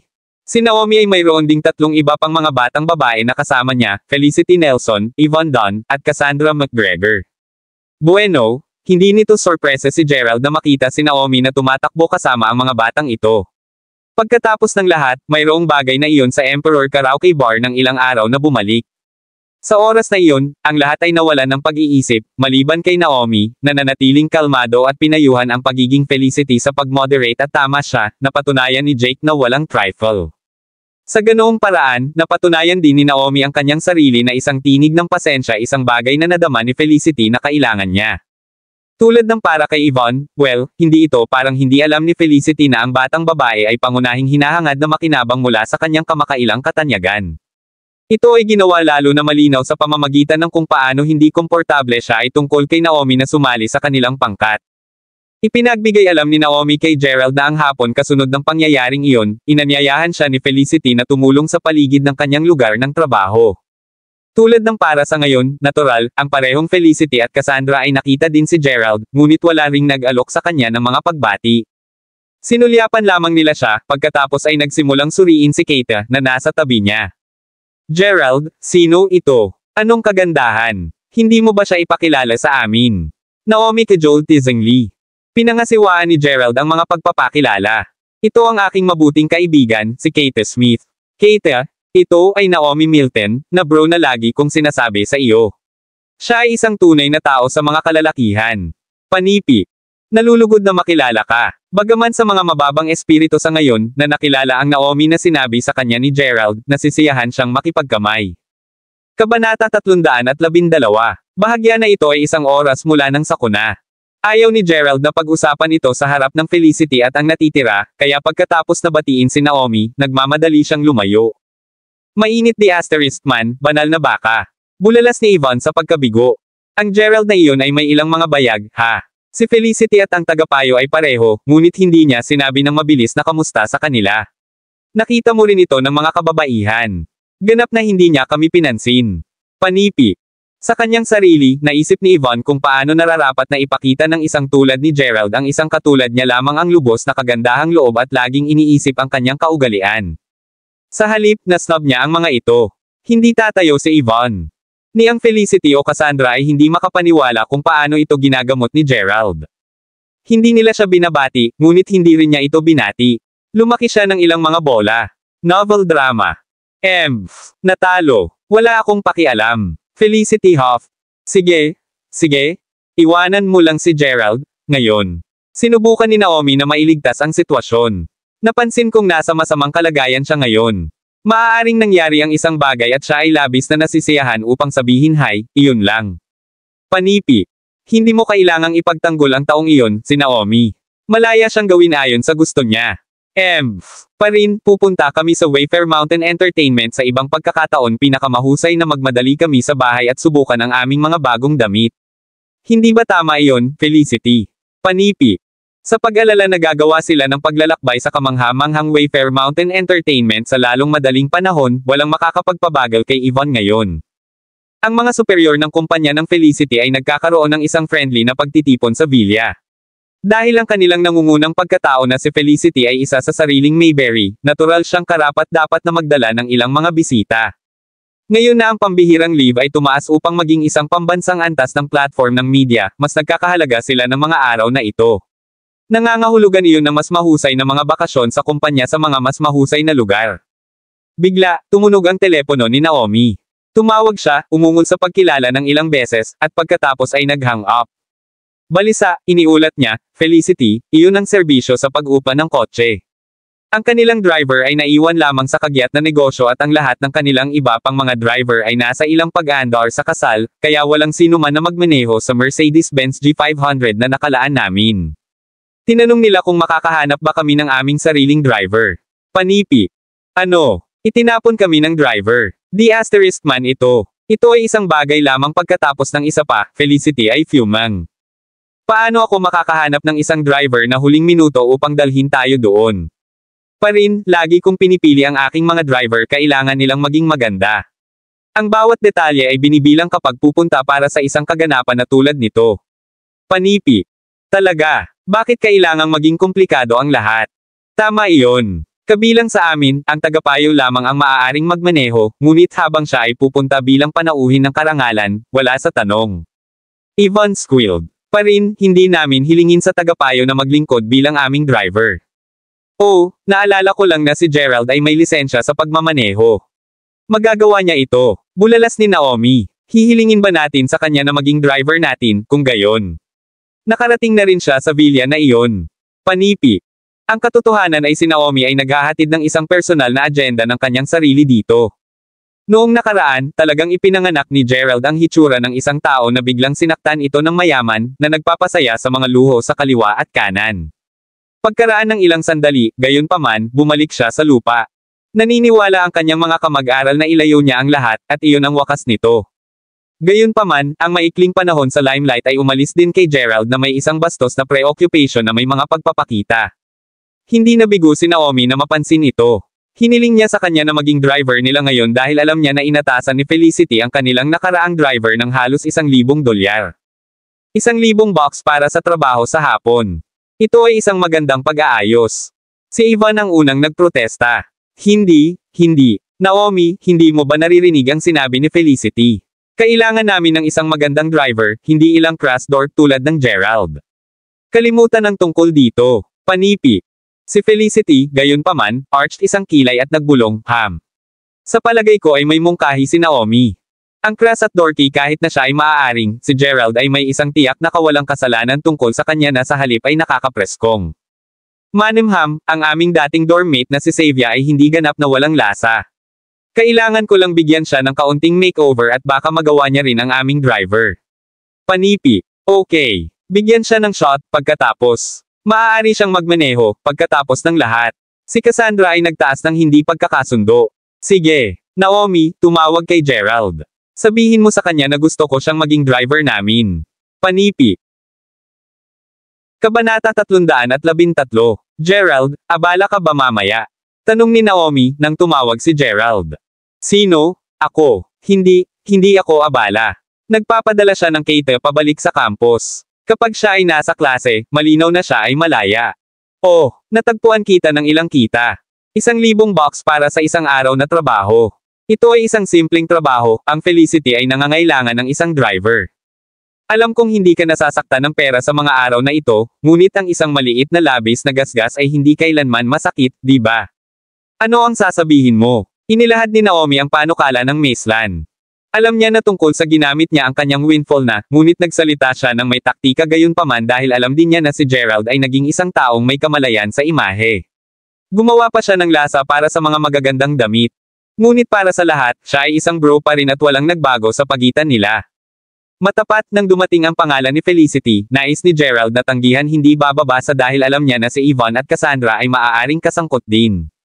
Ito ay magiging isang madhouse, nahuli sa pagitan ng mga chattering hens. Gayunpaman, hindi niya maibabalik ang kanyang sarili upang i-down ang mabuting kalooban ni Naomi. Matapos ang isang bahagyang pag-post, tumango si Gerald sa kanyang ulo at sumang-ayon sa lahat. Ito ay para sa kapakanan ni Naomi. Sige. Una, kakailanganin kita upang bumalik dito. Bibilhin ka namin ng ilang mga bagay at magbihis ka. Masayang tumawa si Naomi sa telepono. Bumantong hininga si Gerald sa sobrang galit at pinahihit ang kotse. Bilang bihag ng mga batang babae, binigyan siya ng isang mamahaling suit at isang pares ng mga sapatos na katad, na kung saan kailangan niyang ilagay kaagad. Kailangang sabihin na si Felicity, sa kabila ng kanyang kawalang hiya sa kanya sa lahat ng ito, ay kailangang umamin na medyo nasaktan nang makita niya si Gerald sa mga gwapong damit na iyon. Halos siya ay pinuri, kahit na. Ngunit pagkatapos ay nakita niya siyang maingat na natitiklop ang kanyang mga dating damit, na parang balak na dalhin ito sa kanya. Oh, mahal, talo pa rin, pagkatapos ng lahat. Ang mga ito ay mainam na damit. Huwag mo itong isuot ng madali, Gerald. Sa pagitan ng gastos ng sangkap na ito at ilang paggastos ng pera para sa iyo bilang aming driver, gumaling ka ng higit sa 1,000 bucks mula rito. Sinabi ni Cassandra na may mga braso na nakatiklop. Oo, nakikita ko. Maaari lamang ngumiti si Gerald at tumango. Oh, Gerald, iyon ba ang iyong bagong telepono? Nakita na lang ngayon ni Naomi ang hawak niya sa kanyang kamay. Tumango siya. Yup, nakuha lang ito ng ilang araw na ang nakakaraan. Panipi. Wow, mukhang medyo matamis. Ipasa ito dito. Si Ivan ay sumilip sa aparato, ang kanyang interes ay tumulo. Nang hindi naghihintay ng pahintulot, naabot niya at inagaw ito palayo. Isang pagtingin dito, at siya ay nag-squeal. Ang aking gosh, Felicity, Cassandra, tingnan ito. Ito ang pinakabagong modelo, bago sa merkado, napupunta ito para sa higit sa 4,000 mga bucks. Gerald, iyo ba ito? Panipi. Sa katunayan, ang pinakamahal na smartphone na kanyang pag-aari, binayaran niya ito sa pamamagitan ng mga pag-install, sa kabuuan ng $1,000. Si Gerald, ang mahirap na tao ng kanilang klase, ay gumagamit ng isang telepono na nagkakahalaga ng 4 na beses. Walang kidding. Bumagsak si Felicity nang makita niya ito, sa kabila ng kanyang sarili. Gerald, hindi ko alam kung kailan ka naging isang show-off ngunit para sa isang taong katulad mo na bumili ng isang telepono na tulad nito, ano ang iniisip mo? Si Felicity ay nasa tuktok ng kanyang laro ngayon at ang kanyang telepono ay nagkakahalaga lamang ng kalahati. Ikaw ay isang mag-aaral lamang na walang matatag na kita, kaya paano ka makakakuha ng ganito? Ilang beses na dapat kong sabihin sa iyo. Ito ay nagmula kay Cassandra, ang tagapayo. Para bang may humakbang sa kanyang buntot. Ilang sandali pa lamang, nag-uusap siya kay Gerald tungkol sa isang hanay ng mga damit na nagkakahalaga ng ilang daang bucks, at pagkatapos ay hinagupit niya ang $4,000 na telepono. Saan siya iniwan? Eksakto. Bakit ka nakakuha ng isang bagay na napakamahal? Sinusubukan mo bang mapabilib ang ilang mga mayamang bata? Ang ilang mga tao ay walang klase. Hindi mo ba alam, Gerald? Ang mga mahihirap na tao lamang ang pumupunta sa mga bagay na tulad nito, ang mga taong may pera ay bumili lamang ng mas murang mga modelo. Ang pagkakaroon ng pagdurusa mula rito, sabik na sumali si Ivan sa panliligalig. Kabanata 314. Oo, tama ka, syempre. Tumango lang si Gerald. Walang punto sa pagtatalo. Hinahayaan niya silang makipag-usap. Susunod, dinala nila siya sa kumpanya ng pag-upa ng kotse, kung saan nakolekta nila ang Mercedes-Benz, at nagtakda para sa Wayfair Mountain Entertainment. Ngayon ay bumalik na sila sa track. Kailangang buksan ni Gerald ang pintuan ng magalang para sa Felicity na lumabas mula sa kotse. Sumunod ang iba pang mga batang babae at lahat sila ay binati ng mga kawani sa villa. Bakit ipinapakita ng villa ang gayong pagsasaalang-alang para sa pambihirang leave? Ito ay simple, kahit na ang pambihirang leave o na ang paparating na kaganapan sa York North Mountain ay ang malaking pakikitungo, ang mga sponsor sa likuran nila. Sa huli, sinubukan ni Michael Zick na maglagay ng isang palabas upang mapabilib si Gerald Crawford. Habang nag-post siya para sa mga litratista, lumingon si Felicity at nagbulong sa ilalim ng kanyang hininga kay Gerald, na malapit nang sundin ang mga ito sa loob. Napakaganda, Gerald. Ngayon sumakay ng kotse sa parking lot at hintayin kami doon. Pinakamabuting manatiling malinaw ka sa wastong kaganapan, baka pumutok ka ng iyong sariling takip at mapahiya kaming lahat. Tungkol sa hapunan, maaari mong bilhin ang iyong sarili ng tinapay kung nagugutom ka, hindi ito tulad ng paghahatid nila ng uri ng pagkain na dati mong kinakain. Panipi. Maliwanag, naisip niya na malamang na sabihin niya ang isang bagay na maaaring mapahiya siya. Hindi makapaniwala. Isang araw, kukunin niya lang ang mga dessert. Si Gerald ay hanggang dito kasama si Felicity. Siya rin ang kanyang pagmamataas, dahil sa pag-iyak ng malakas. Hindi ba niya maipakita sa kanya kahit kaunting respeto? Ang pagmumura sa katahimikan, walang magawa si Gerald kundi sumunod at dalhin ang kotse sa paradahan. Hindi niya maihayag ang kanyang tunay na pagkakakilanlan, isang paraan o sa iba pa. Siyempre, si Gerald ay hindi lamang maghang sa paligid dito tulad ng isang tanga. Napagpasyahan na niya na habang narito siya, hahanapin niya sina Zack Lyle at Michael Zick upang talakayin ang tungkol sa Rai Group. Pagdating niya sa tanggapan ni Michael, nagbabasa ng pahayagan ang lalaki. Nang makita niya si Gerald, bumaril siya sa kanyang mga paa, nahuli ng sorpresa. Maya-maya, nagmadali si Zack upang sumali sa kanila. Isinalaysay ni Gerald ang mga kamakailang mga kaganapan sa kanila at ibinahagi nila ang alam nila tungkol sa Rai Group. Sa buod, ang Rai Group ay na-predate ang lahat ng kanilang iba pang mga organisasyon at isang pamilya malamig na kriminal na pamilya. Sa rehiyon ng Mayberry na ito, malaki ang mga pag-shot nila. Habang patuloy na lumalaki ang negosyo, itinatag ni Henry Rai ang isang formal na grupo na Lehigh Timo. Gayunpaman, para sa lahat ng mga lehitimong negosyo na kanilang isinagawa, ang ilan sa mga bagay na ginawa nila, mabuti, si Gerald ay may ilang karanasan sa unang kamay. Ang isang halimbawa ay kapag sinalakay ni Chad at Danny Zander si William Rai, at pagkatapos ay nawala ang pamilyang Zander ng magdamag. Pagkatapos ay mayroong Damien Rai, na nag-utos ng kanyang sariling pribadong hukbo ng mga thugs. Ang dahilan na pinanatili ni Zack Lyle ang relasyon sa kanila ay dahil sa kanilang lakas. Ang malawak na network ng mga tao na nagsilbi sa kanila, pati na rin ang kanilang malawak na koneksyon sa ilalim ng mundo, ay gumawa sa kanila ng isang puwersa upang mabilang. Ang kapayapaan ay nagdadala ng kaunlaran, pagkatapos ng lahat. Sa ngayon, si Gerald ay may mas malinaw na pag-unawa sa estado ng laro. Pagkatapos ay tumunog ang kanyang telepono. Ito ang kanyang kapatid na babae na si Jessica, na hindi niya nakausap ng mahigit isang beses ngayon. Ano ang mayroon ka, Gerald? Nagsimula siya. Wala. Nag-dinner lang kasama sina Zack Lyle at Michael Zick. Maliwanag na sumagot si Gerald, na nagpapasya na hindi alam ni Jessica ang tungkol sa lahat ng ito. Sa pagtatapos ng araw, pinag-iinis niya siya upang kalaunan ay sakupin ang buong Mayberry Commercial Street. Kung siya ay tumatakbo sa kanyang kapatid na babae para sa tulong sa bawat maliit na bagay, anong uri ng halaga ang ipinapakita niya? Magaling iyon. Tumatawag ako upang ipaalam sa iyo na magbabayad ako ng pagbisita sa Mayberry sa loob ng 3 araw at nais kong makita ang aking mahalagang kapatid na lalaki. Hahaha, panipi. Oh, pupunta ka rito. Panipi. Yapat magkakaroon ako ng ilang balita sa pagbagsak ng lupa upang maihatid sa iyo. Kabanata 315. Ano ang malaking balita? Nagyelo si Gerald. Gayunpaman, naririnig na darating ang kanyang kapatid na babae, naisip niya pabalik sa 1 taon na ang nakalilipas, nang siya at pareho ang kanyang mga magulang ay umalis sa ibang bansa upang magtrabaho ng ilang mga utang, at kung paano niya ito nakita mula pa. Ito ay isang tunay na kapana-panabik na pag-asam. Siyempre, iyon ay isang kwento lamang na kanilang binubuo upang sabihin sa kanya. Oh haha, malalaman mo kapag sinabi ko sa iyo. Sige, kainin mo ang hapunan mo. Panipi. Dude, kasama iyon, nag-hang up si Jessica. Naging mapatla sina Zack Lyle at Michael Zick. Mr. Crawford, pupunta ba rito si Director Jessica? Panipi. Yup, tama iyon. Sagot ni Gerald. 3 araw mula ngayon. Walang ideya kung bakit. Panipi. Ang dalawang lalaki ay mukhang parang magkakasakit sila. Dapat silang takot sa kanyang kapatid.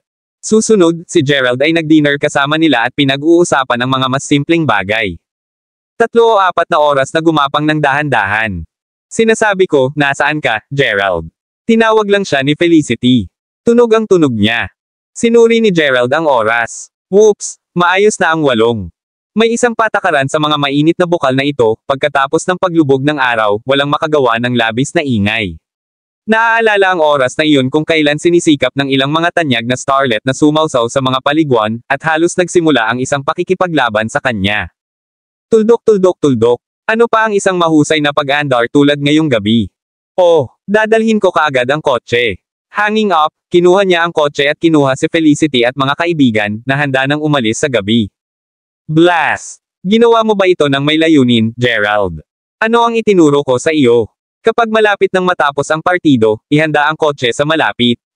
Sa halip, wala kang nahanap. Sa sandaling sumakay siya sa kotse, sinimula ni Felicity na ngumunguya ang kanyang tainga. Sa layunin. Perish ang pag-iisip. Ito ay lamang na ipinagbabawal mo ako mula sa pagpasok sa loob doon, kaya paano ko malalaman kung kailan magtatapos ang partido? Gerald whined.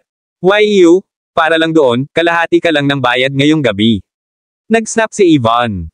Gosh! Ano ang isang ganap na kabiguan mo? Nang lumabas ang mga panauhin, ang ilan sa iba pang mga driver ay nakatayo na sa pasukan, ngunit nasaan siya? Kahit na siya ay lumakad papunta sa kotse, ang tao mismo ay wala nang nakikita. Ang kahihiyan nito. Ibababa kita ng mga kababaihan sa aming campus at pagkatapos ay ibabalik ko ang kotse na ito. Bulong ni Gerald. Bumalik sa campus. Kalimutan mo na. Nag-snap si Yvonne. Wala pa kaming sapat na kasiyahan ngayong gabi, nais nating magtungo sa Emperor upang makanta kami buong gabi. Tama ba ako, Felicity? Panipi. Ito ay talagang isang kamangha-manghang gabi na, at nakita nila ang Wayfair Mountain Entertainment. Gayunpaman, ang mga batang babae ay nag-aatubili na tawagan ito ng isang gabi, kasama na si Cassandra. Lalo na si Cassandra. Marami sa mga superior ni Felicity ang nakakuha ng inumin at hiniling pa sa kanya ang numero. Kung gayon, masisiyahan lang siya. Gayunman, ngayon, ang kanyang puso ay kabilang sa ordinaryong tao. Gayunpaman, naramdaman niya na napaka-flatter. Oo, ipadala kami sa Emperor Karaoke, pagkatapos ay ibalik ang kotse. Masaya ang sinabi ni Cassandra. Wala para dito kundi gawin tulad ng sinabi sa kanya bago tuluyang bumalik ang kanyang sarili sa campus. Gosh! Ano sa palagay mo? Isang taong tulad ni Gerald, anong uri ng babae ang nais na makasama niya? Panipi. Sa kanilang sariling pribadong silid, ang mga batang babae ay umiinom at nakikipag-chat ng magkasama habang nilalaro ang musika. Para sa kakulangan ng isang mas mahusay na paksa ng pag-uusap, ang kanilang mga saloobin ay lumayo pabalik sa Gerald. Hey! Sa totoo lang nagsasalita, ang isang taong katulad niya ay walang pag-asa na makakuha ng kasintahan. Kahit na ikakasal siya sa isang araw, hindi ito magiging sa anumang napakagandang kagandahan, at kahit na siya, malamang nagagamitin niya ang mga kalakal. Ang mga dahilan ay simple: isa, patay na siya, at dalawa, siya ay isang kabuoang talo. Si Felicity ay lasing ngayon at nagsalita ng may kaunting pagpigil. Malika, may kasintahan si Gerald. Maaaring hindi mo alam ito, ngunit, siya ay isang radio DJ at talagang maganda siya. Hindi komportable si Naomi na makinig sa kanila na ininsulto ang Gerald na ganito. Pa, hindi ba maganda din si Xavier? At ano ang nangyari doon? Si Yvonne ay nag-sneer, pagkatapos ay sumiksik habang siya ay nag-broach ng isa pang paksa. Oo. Nagsasalita kung alin, Felicity, anong uri ng tao ang hinahanap mo? Panipi. O ako, well, siya ay magiging mainit, syempre iyon ang isa. Dalawa, kailangan niya akong kayang bayaran. Tatlo, isang tao mula sa isang maimpluwensyang pamilya. Apat, may maganda. Limang, handang gumastos ng maraming pera sa akin. Anim, panipi. Magandang langit, hindi mo lang masasabi na naghahanap ka ng isang taong tulad ng ordinaryong tao. Kabanata 316. Yvonne ay sumabog sa pagtawa. Si Cassandra, na nakatayo sa tabi ni Yvonne, ay nagsimulang kumilos ng bahagya. Ang totoo, nasa loob, napuno siya ng paninibugho. At tagapayo mo, anong uri ng hinaharap na asawa ang iyong hinahanap? Inulit ni Yvonne ang kanyang katanungan. Naghahanap lang ako ng isang taong mapagpakumbaba. Isang solemna at may sapat na tao na may kamalayan pati na rin ang kaalaman.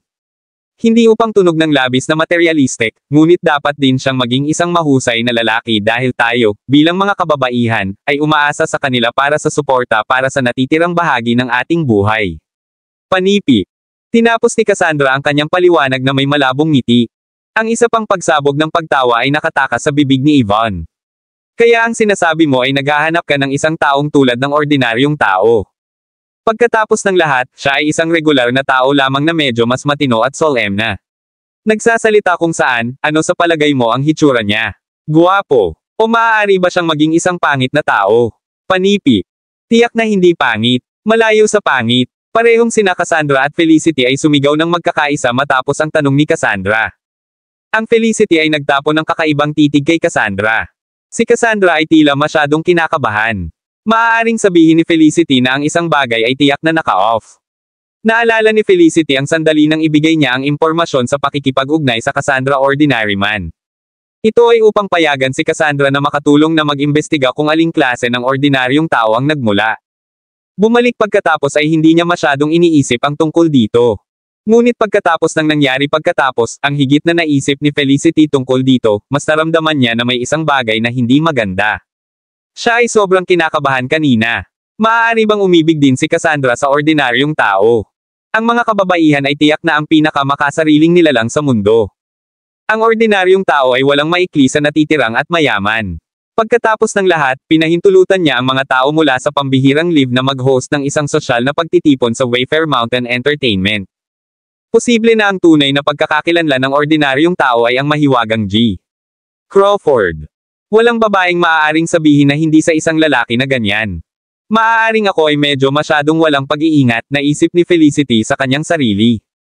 Walang nagsabi ng anumang bagay pagkatapos ng kanilang sagot, at ang sitwasyon mismo ay naging medyo awkward. Sa sandaling iyon, nakabukas ang pintuan ng pribadong silid. "Excuse me, narito ba si Miss McGregor?" Sa pintuan, tumayo ang isang bodyguard na may itim na suit at mga earphone. "Iyon ang magiging akin. Mayroon bang makakatulong sa akin?" Tanong ni Cassandra. "Payagan akong ipakilala ang aking sarili, Miss McGregor. Ako ang driver ni G. Lexington at inanyayahan niya ang apat sa iyo sa pagkain sa Homeland Kitchen. Ang isang kapistahan ay inihanda bilang isang anyo ng paghingi ng tawad. Inutusan akong kunin ka," paliwanag ng bodyguard. "Ah, nakikita ko." Tumango si Cassandra matapos sabihin iyon. Kahit na siya ay bahagyang nalilito pa rin, wala siyang nakitang problema dito.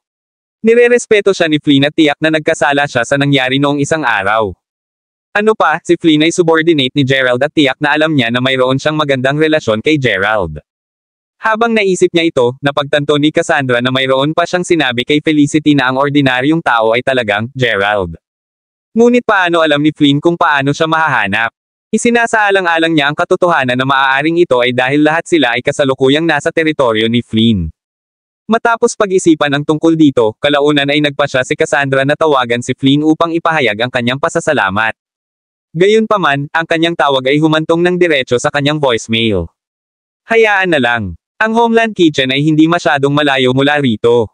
Hindi magiging matalino na maghintay ng masyadong mahaba si G. Lexington, sabi ni Yvonne. Tumango lang si Cassandra bilang tugon. Totoo iyon. Sa totoo lang, simulan ang makina, at maglakad tayo. Tumango ang driver at pinangunahan ang daan patungo sa kanyang sasakyan. Isang itim na Rolls-Royce ang nakapark sa labas ng pintuan. Pagpasok ng sasakyan, hindi nagtagal bago sila papunta sa Homeland Kitchen. Ang Homeland Kitchen ay matatagpuan sa Mayberry Commercial Street, ngunit mula sa kung saan sila naroroon, aabutin lamang sila ng mga 7 minuto upang makarating doon. Gayunpaman, hindi napigilan ng driver ang kotse kahit na matapos silang lumipas sa kalye. Sa katunayan, siya ay sumakay at hanggang sa Mayberry Commercial Street ay halos hindi na makikita. Pupunta sila sa kanluran ngayon. Dumaan kami sa Homeland Kitchen. Sabi ni Ivan na nakaupo sa tabi ng driver sa lahat ng oras na ito. Huwag kang mag-alala, napansin ko. Hindi kami pupunta sa Homeland na ito. Ang aming negosyo ay nagtatag lamang ng isang bagong sangay, kanluran ng lungsod. Pupunta kami doon. Panipi. Kabanata 317.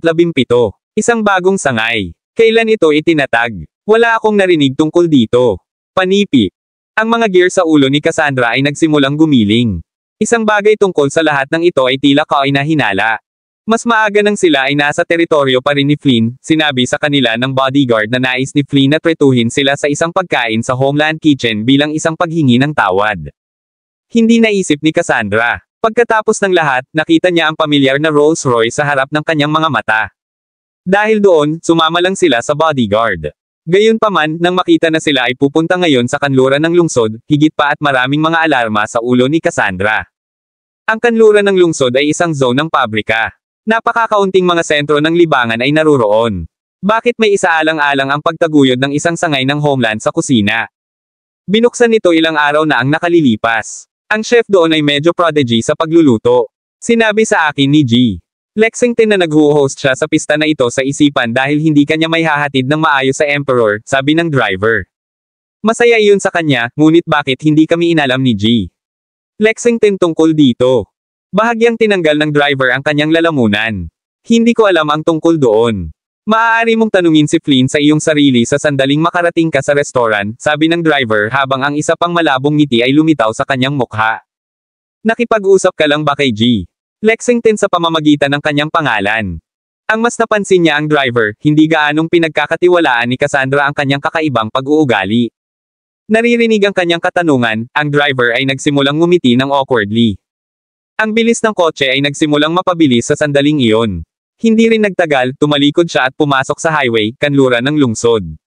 Dahil sa kasaganaan ng mga pabrika, walang maraming mga kotse sa kalsada. Tanging ang malabo na glow ng ilang mga lampara sa kalye ay naglalakad. Kung mas bumaba sila sa kalsada, mas nadama ni Cassandra na may mali. Mister, hindi ako masyadong naramdaman. Maaari ba nating ipagpaliban ito? Sa palagay ko magiging may sakit ako. Mangyaring ibalik sa amin. Panipi. Natatakot ako na hindi ko magagawa iyon. Bumagsak ang puso ni Cassandra.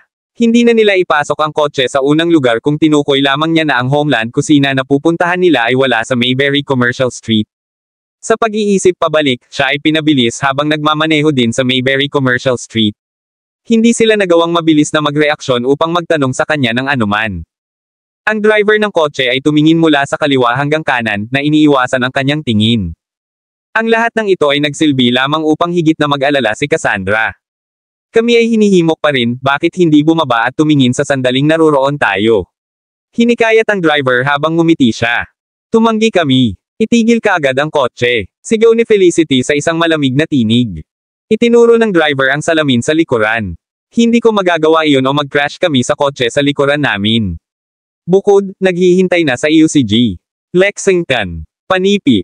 O talaga. Kaya, tinawag ko siya ngayon. Sneered Cassandra habang siya ay rummage para sa kanyang telepono. Gayunpaman, ang tanging tinig na narinig niya sa pamamagitan ng telepono ay ang kanyang voicemail. Bakit sa mundo ay patuloy itong pagpunta sa voicemail? Lahat ng isang biglaang, isang malakas na bang ang maaaring marinig. Ang driver ay biglang tumalikod ang manibela upang gumawa ng isang matalim na pagliko. Bumaba na ngayon ang kotse. Si Cassandra at ang iba pa ay halos kumatok matapos na marahas na itapon sa loob ng kotse. Saan mo kami dadalhin? Sino ka? Umungol si Cassandra na pareho sa galit at takot sa parehong oras. Gayunpaman, hindi siya pinansin ng driver. Pinindot niya ang isang pindutan sa kanyang earphone bago sabihin, kopyahin iyon. Nasa sasakyan sila ngayon kasama ang dalawang iba pang mga batang kagandahan. Malapit na kami. Panipi. Sino ka ba? Ito ba ay isang pagtatangka sa pagkidnap? Si Ivan ay nakaupo sa tabi ng driver sa buong oras at nagbigay ng takot sa kanyang mukha. Ang kotse ay bumagal sa lalong madaling panahon. Ito ay lilito na ang kanilang patutunguhan ay ilang uri ng hindi kumpletong gusali ng pabrika. Dati niyang iniisip na ang mga eksenang tulad nito ay naruroon lamang sa mga pelikulang aksyon. Itigil ang kotse. Itigil ang F***ang car na sinabi ko. Sigaw ni Ivan, halos tulad ng isang baliw na tao habang hinawakan niya ang braso ng driver. Ito ay tumagal sa kanya ng isang segundo upang madama ito, ngunit naramdaman niya ang isang sampal sa kanyang pisngi. Ito ay malakas at malinaw. Halos nanghina si Ivan sa lugar dahil ang sampal na kinuha niya ay direkta at tumpak. Sa sandaling iyon, ang driver ay tumama sa preno. Sa likuran nila, 5 tao ang lumabas sa sasakyan na kung saan ay nagtatakip sa kanila ng ilang sandali. Mula sa gusali, lumitaw ang 3 iba pang mga tao. Si Cassandra at ang natitira ay kinaladkad sa labas ng kotse, isa-isa. Malinaw na ang lahat ngayon. Ito ay isang premeditated na pagtatangka sa pagkidnap. Bigla-bigla, sinimulan ni Naomi na sumigaw sa kanyang telepono na lihim na inilabas niya habang nasa sasakyan pa sila. Hello! Kami ay inagaw. Mangyaring halika iligtas kami, NASA. Bago siya makatapos, isang bodyguard ang tumakbo papunta sa kanya at inagaw ang kanyang telepono. Ito ay tumagal ng mas mababa sa 1 segundo para sa kanya na basagin ito sa lupa, hindi pinapagana ito ng mabuti. Isang masikip na sampal mula sa kanya ang naghihintay kay Naomi. Gaano ka manggahas na tawagin ang tawag na iyon? Pangatlong kapatid, karaniwang ginagawa mo ba itong sloppily? Kunin agad ang kanilang mga telepono. Panipi. Bigyan mo ako ng iyong mga telepono ngayon. Tinangka ni Felicity na itago ang kanyang telepono habang ang ilang mga bodyguard ay sumugod sa kanila. Gayunpaman, ang kanyang pagtatangka ay walang saysay at sa huli, ang kanyang telepono ay na-snatch din. Kabanata 318. Humph! Itali ang lahat habang hinihintay namin ang susunod na order ng boss. Sigaw ng isa sa mga kalalakihan. Si Cassandra at ang iba pa ay pagkatapos ay kinaladkad sa gusali bago nakatali sa ilang mga upuan. Maganda silang lahat. Kung ang boss ay nasisiyahan sa kanyang sarili ngayon, marahil ay magkakaroon din tayo ng kasiyahan sa kanila. Tumawa ang isang bantay sa isang malupit na smirk sa kanyang mukha.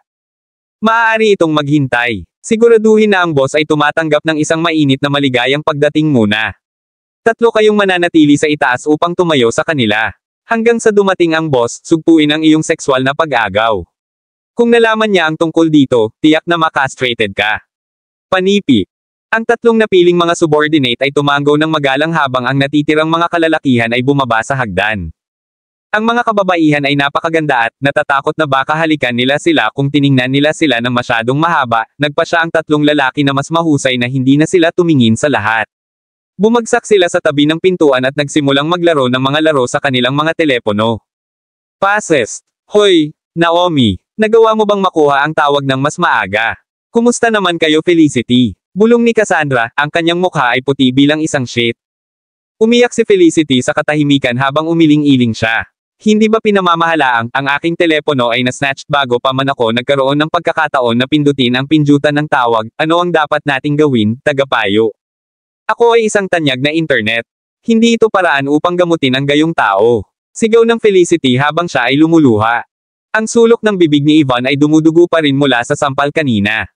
Natakot siya at nagsimula na rin siyang umiyak. Hindi alintana kung gaano kalmado at malamig ang isang batang babae na siya, kahit sino ay matakot sa kalahati ng kamatayan kung haharapin nila ang isang katulad na sitwasyon. Tagapayo, hindi ako sigurado kung pinamamahalaan ko ang tawag sa kabuuan, ngunit parang nangyari ito. Gayunpaman, pinamamahalaan ko lamang na sumigaw ng isang maikling sandali. Kumpara sa iba, si Naomi ay medyo kalmado pa rin kahit na ang kanyang mga paghinga ay mabigat. WHO. Sino ang tinawag mo? Sa sitwasyong ito sa buhay o kamatayan, ang tatanggap ng tawag na iyon ay maaaring ang himala na kailangan nila upang makatakas na hindi nasaktan. Kahit na sila ay mga mag-aaral sa universidad, ang kanilang isip ay fickle at nanganak ng maraming mga wits. Mas maaga sa kotse, ang karamihan sa kanila ay nahuli sa isang bagay na mali. Sa sandaling ang bantay ay sinampal si Yvonne at habang siya ay nagbibigay ng mga glares ng kamatayan kay Cassandra, sina Naomi at Felicity ay masipag sa trabaho, maingat na sinusubukan na tumawag ng hindi nahuli. Kabilang sa mga batang babae, si Naomi ang unang kumilos. Dati bago pinalayas ng sasakyan ng Dallas Disc, si Naomi ay sapat na ang nalalaman tungkol sa kanilang sitwasyon upang subukang gumawa ng mga tawag na pang-emergency.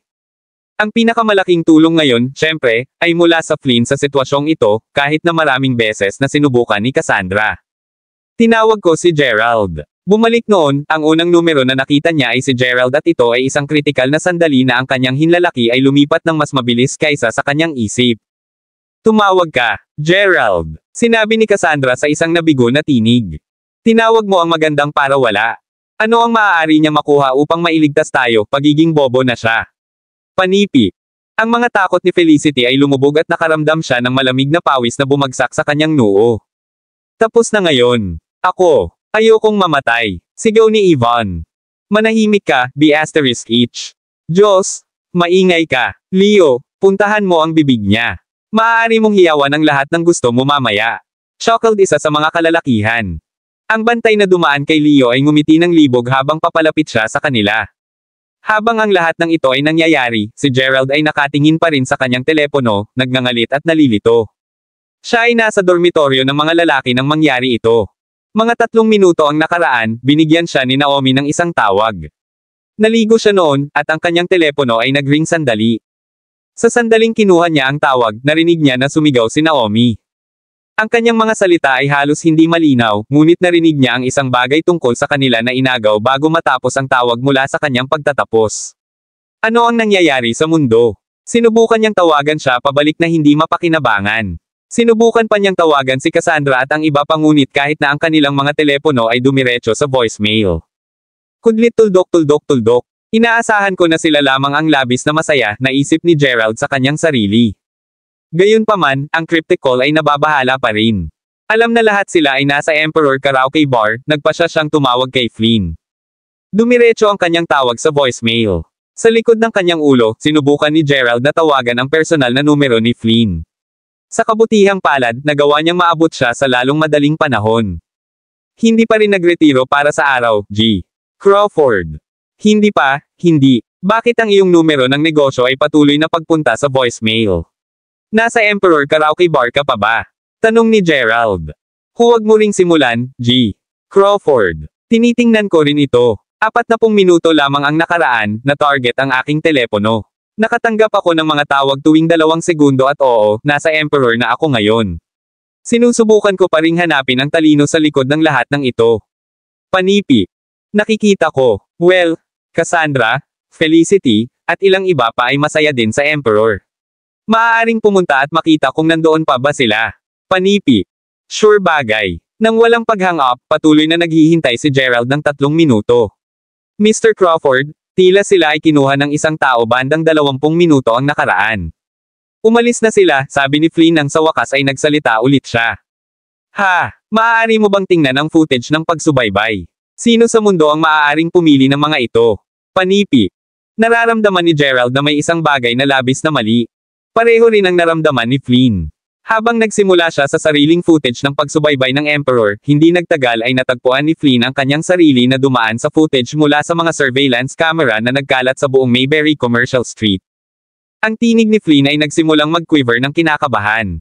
Mr. Crawford, tila sila ay kinuha ng isang Rolls Royce. Ang kotse ay lumipat sa isang pinabilis na tuloy ng lakad at ang huling footage na mayroon kami nito ay nagpapakita na ito ay nagtulak sa kanluran ng lungsod. Panipi. O hindi, maaari ba itong maging isang pagtatangka sa pagkidnap? Nadama ni Gerald ang kanyang pagkabalisa ay lumago sa pangalawa. Mabilis, tawagan sina Zack at Michael. Sabihin sa kanila na magkita sa Emperor Karaoke Bar kaagad. Makakatagpo din kita doon. Panipi. Kabanata 319. Sa loob ng tanggapan ng Emperor Karaoke Bar, mabigat ang kalagayan. Natukoy namin ang eksaktong lokasyon, G.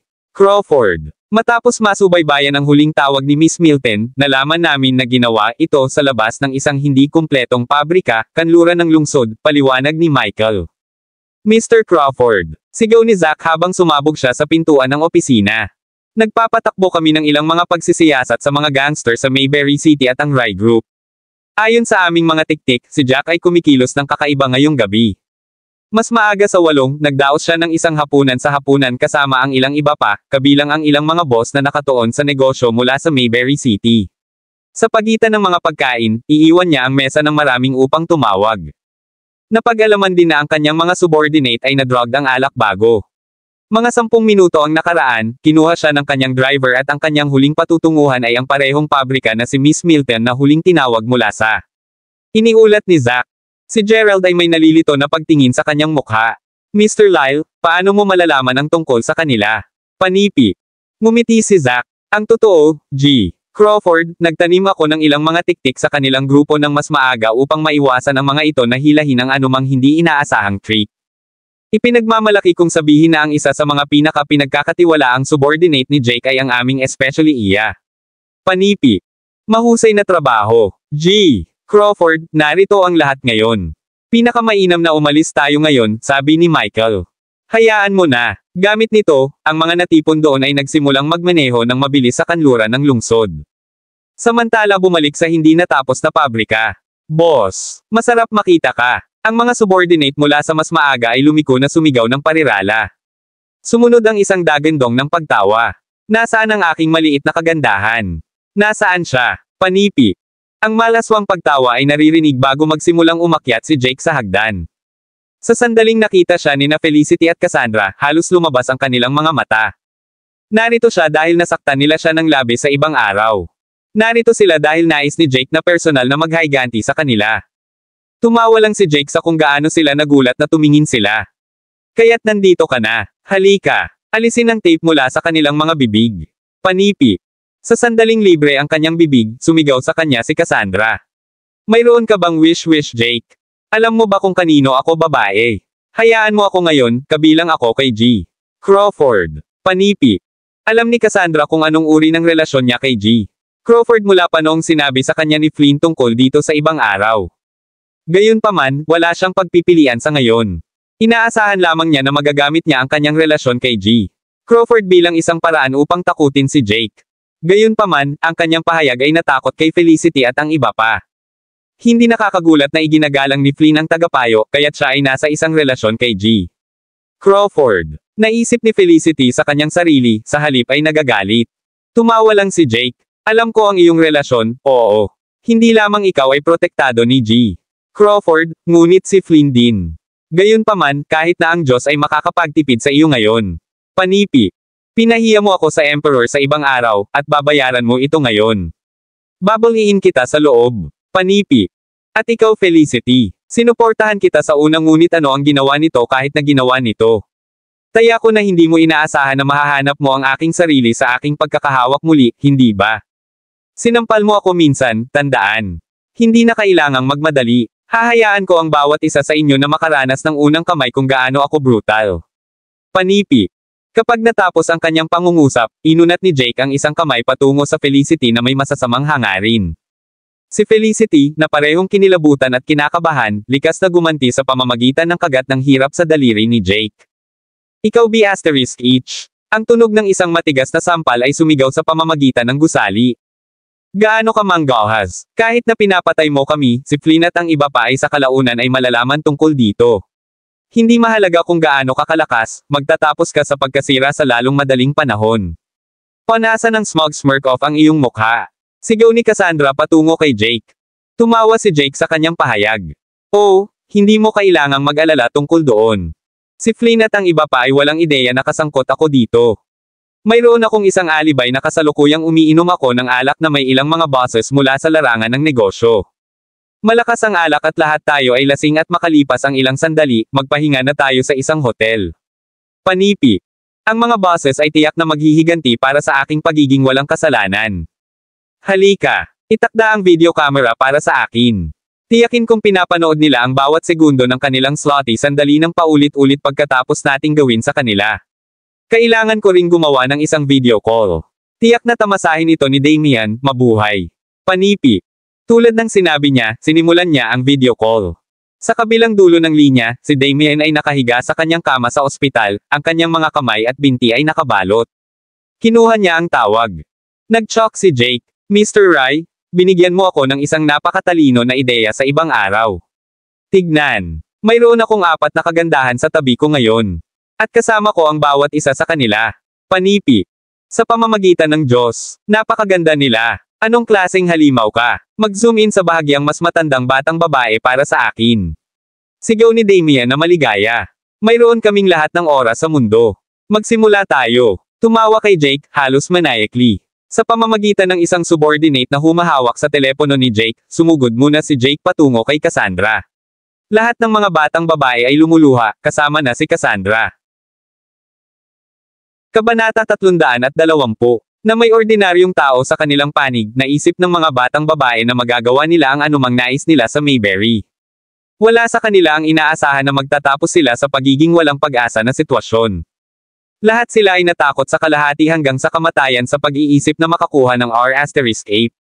Boss, may tawag para sa iyo. Tinawag na isang subordinate. Hindi ko sinasagot iyon, hindi mo ba nakikita na abala ako? Nagskaw si Jake habang binubuhos niya ang kanyang damit. Ngunit, ang bodyguard pagkatapos ay bumulong sa natitirang bahagi ng nais niyang sabihin sa tainga ni Jake. Ano? Ang isang pakiramdam ng nerbiyos ay mabilis na napuno si Jake. Bakit niya ako tinawag ngayon? Si Jake ay wala sa anumang posisyon upang tanggihan ang tawag. Bumagsak, sinuntok niya ang kanyang sarili habang sinasagot niya ang tawag. Hindi mo ba ako naiintindihan? Paano ito posible? Ay! Itigil ang iyong kalokohan. Ang iyong mga subordinate sa ibaba ay nasa ilalim ko ngayon. Ilabas mo agad si Jake, o nakatagpo ka ng kamatayan ng maaga ngayon. Ang tinig ng tao sa kabilang dulo ng linya ay matigas. Bumagsak si Jake. Sa sandaling iyon, ang mga yapik ay maaaring marinig na umaakyat sa hagdan. Ang mga tao ay nagsimulang magmadali sa lalong madaling panahon, mabilis na nakapaligid kay Jake at ang kanyang mga tauhan. Sila ay mga bodyguard na bihis na itim mula ulo hanggang paa. Ang pinuno ng pangkat ay isang taong may buhok na may puting snow. Nagdala siya ng isang malamig at mabangis na ekspresyon, na sinamahan ng isang mahabang peklat sa kanyang mukha na gumawa sa kanya ng labis na pananakot. Ikaw, sino ka? Sigaw ni Jake, nagulat. Sa kanyang puting buhok at mabangis na titig, tiyak na hindi ito ordinaryong tao. Si Cassandra at ang iba pa, ay nagbigay ng kabaligtaran na reaksyon. Ang kaluwagan ay naghuga sa kanila sa sandaling nakita nila ang mga batang may buhok na puting. Siya ang kanilang tagapagligtas. Kunin mo sila.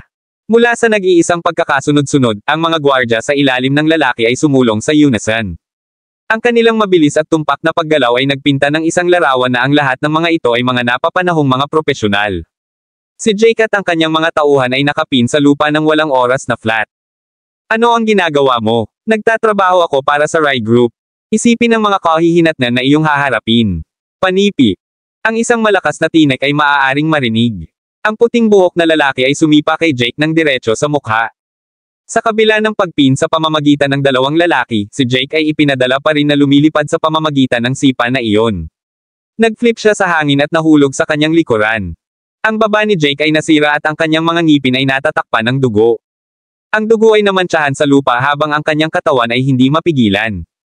Ang natitirang mga subordinate ni Jake ay natamba kaagad pagkatapos. Mister, dumating ka ba upang iligtas kami? Sigaw ni Ivan na nasa sabik. Gayunpaman, nanatili ang kanyang malamig na pag-uugali. Sinulyapan niya ang lahat ng apat sa kanila bago magtanong, alin sa inyo ang Miss Milton? Ako, sagot ni Naomi. Tumanggap kami ng isang order mula sa aming superior upang iligtas ka. Mangyaring, sumama ka sa amin. Panipi. Personal na binuksan ng pinuno ang mga kamay ni Naomi bago magtungo sa exit. Hello. Nandito pa rin kami. Parehong Felicity at Cassandra ay nababagabag. Humihingi ng paumanhin, ngunit ang aking order ay upang may save lamang si Miss Milton, at wala nang iba. Novel drama. Di asterisk ito. Naomi, sabihin mo sa kanya na palayain din kami. Sigaw ng Felicity sa isang nakakagulat na boses. Ayaw niyang manatili sa kakilakilabot na lugar na ito ng mas mahaba. Nakaupo sa kanyang my box sa ibaba, napansin ni Gerald ang kanilang mga aksyon sa pamamagitan ng kanyang laptop. Sinadya niyang i-set up ang pagsadyap sa ganitong paraan. Nais niya ang alinman sa Felicity o Cassandra na malayang gamitin muli ang kanyang pangalan upang kumilos ng walang ingat tulad ng dati. Tingnan kung gaano sila nababalisa, naisip ni Gerald sa kanyang sarili bago kunin ang kanyang telepono. Maraming salamat mga kamaster sa walang sawang pagsusubaybay, isang like, share, and subscribe naman dyan mga kamaster. Abangan ang susunod pang mga kabanata.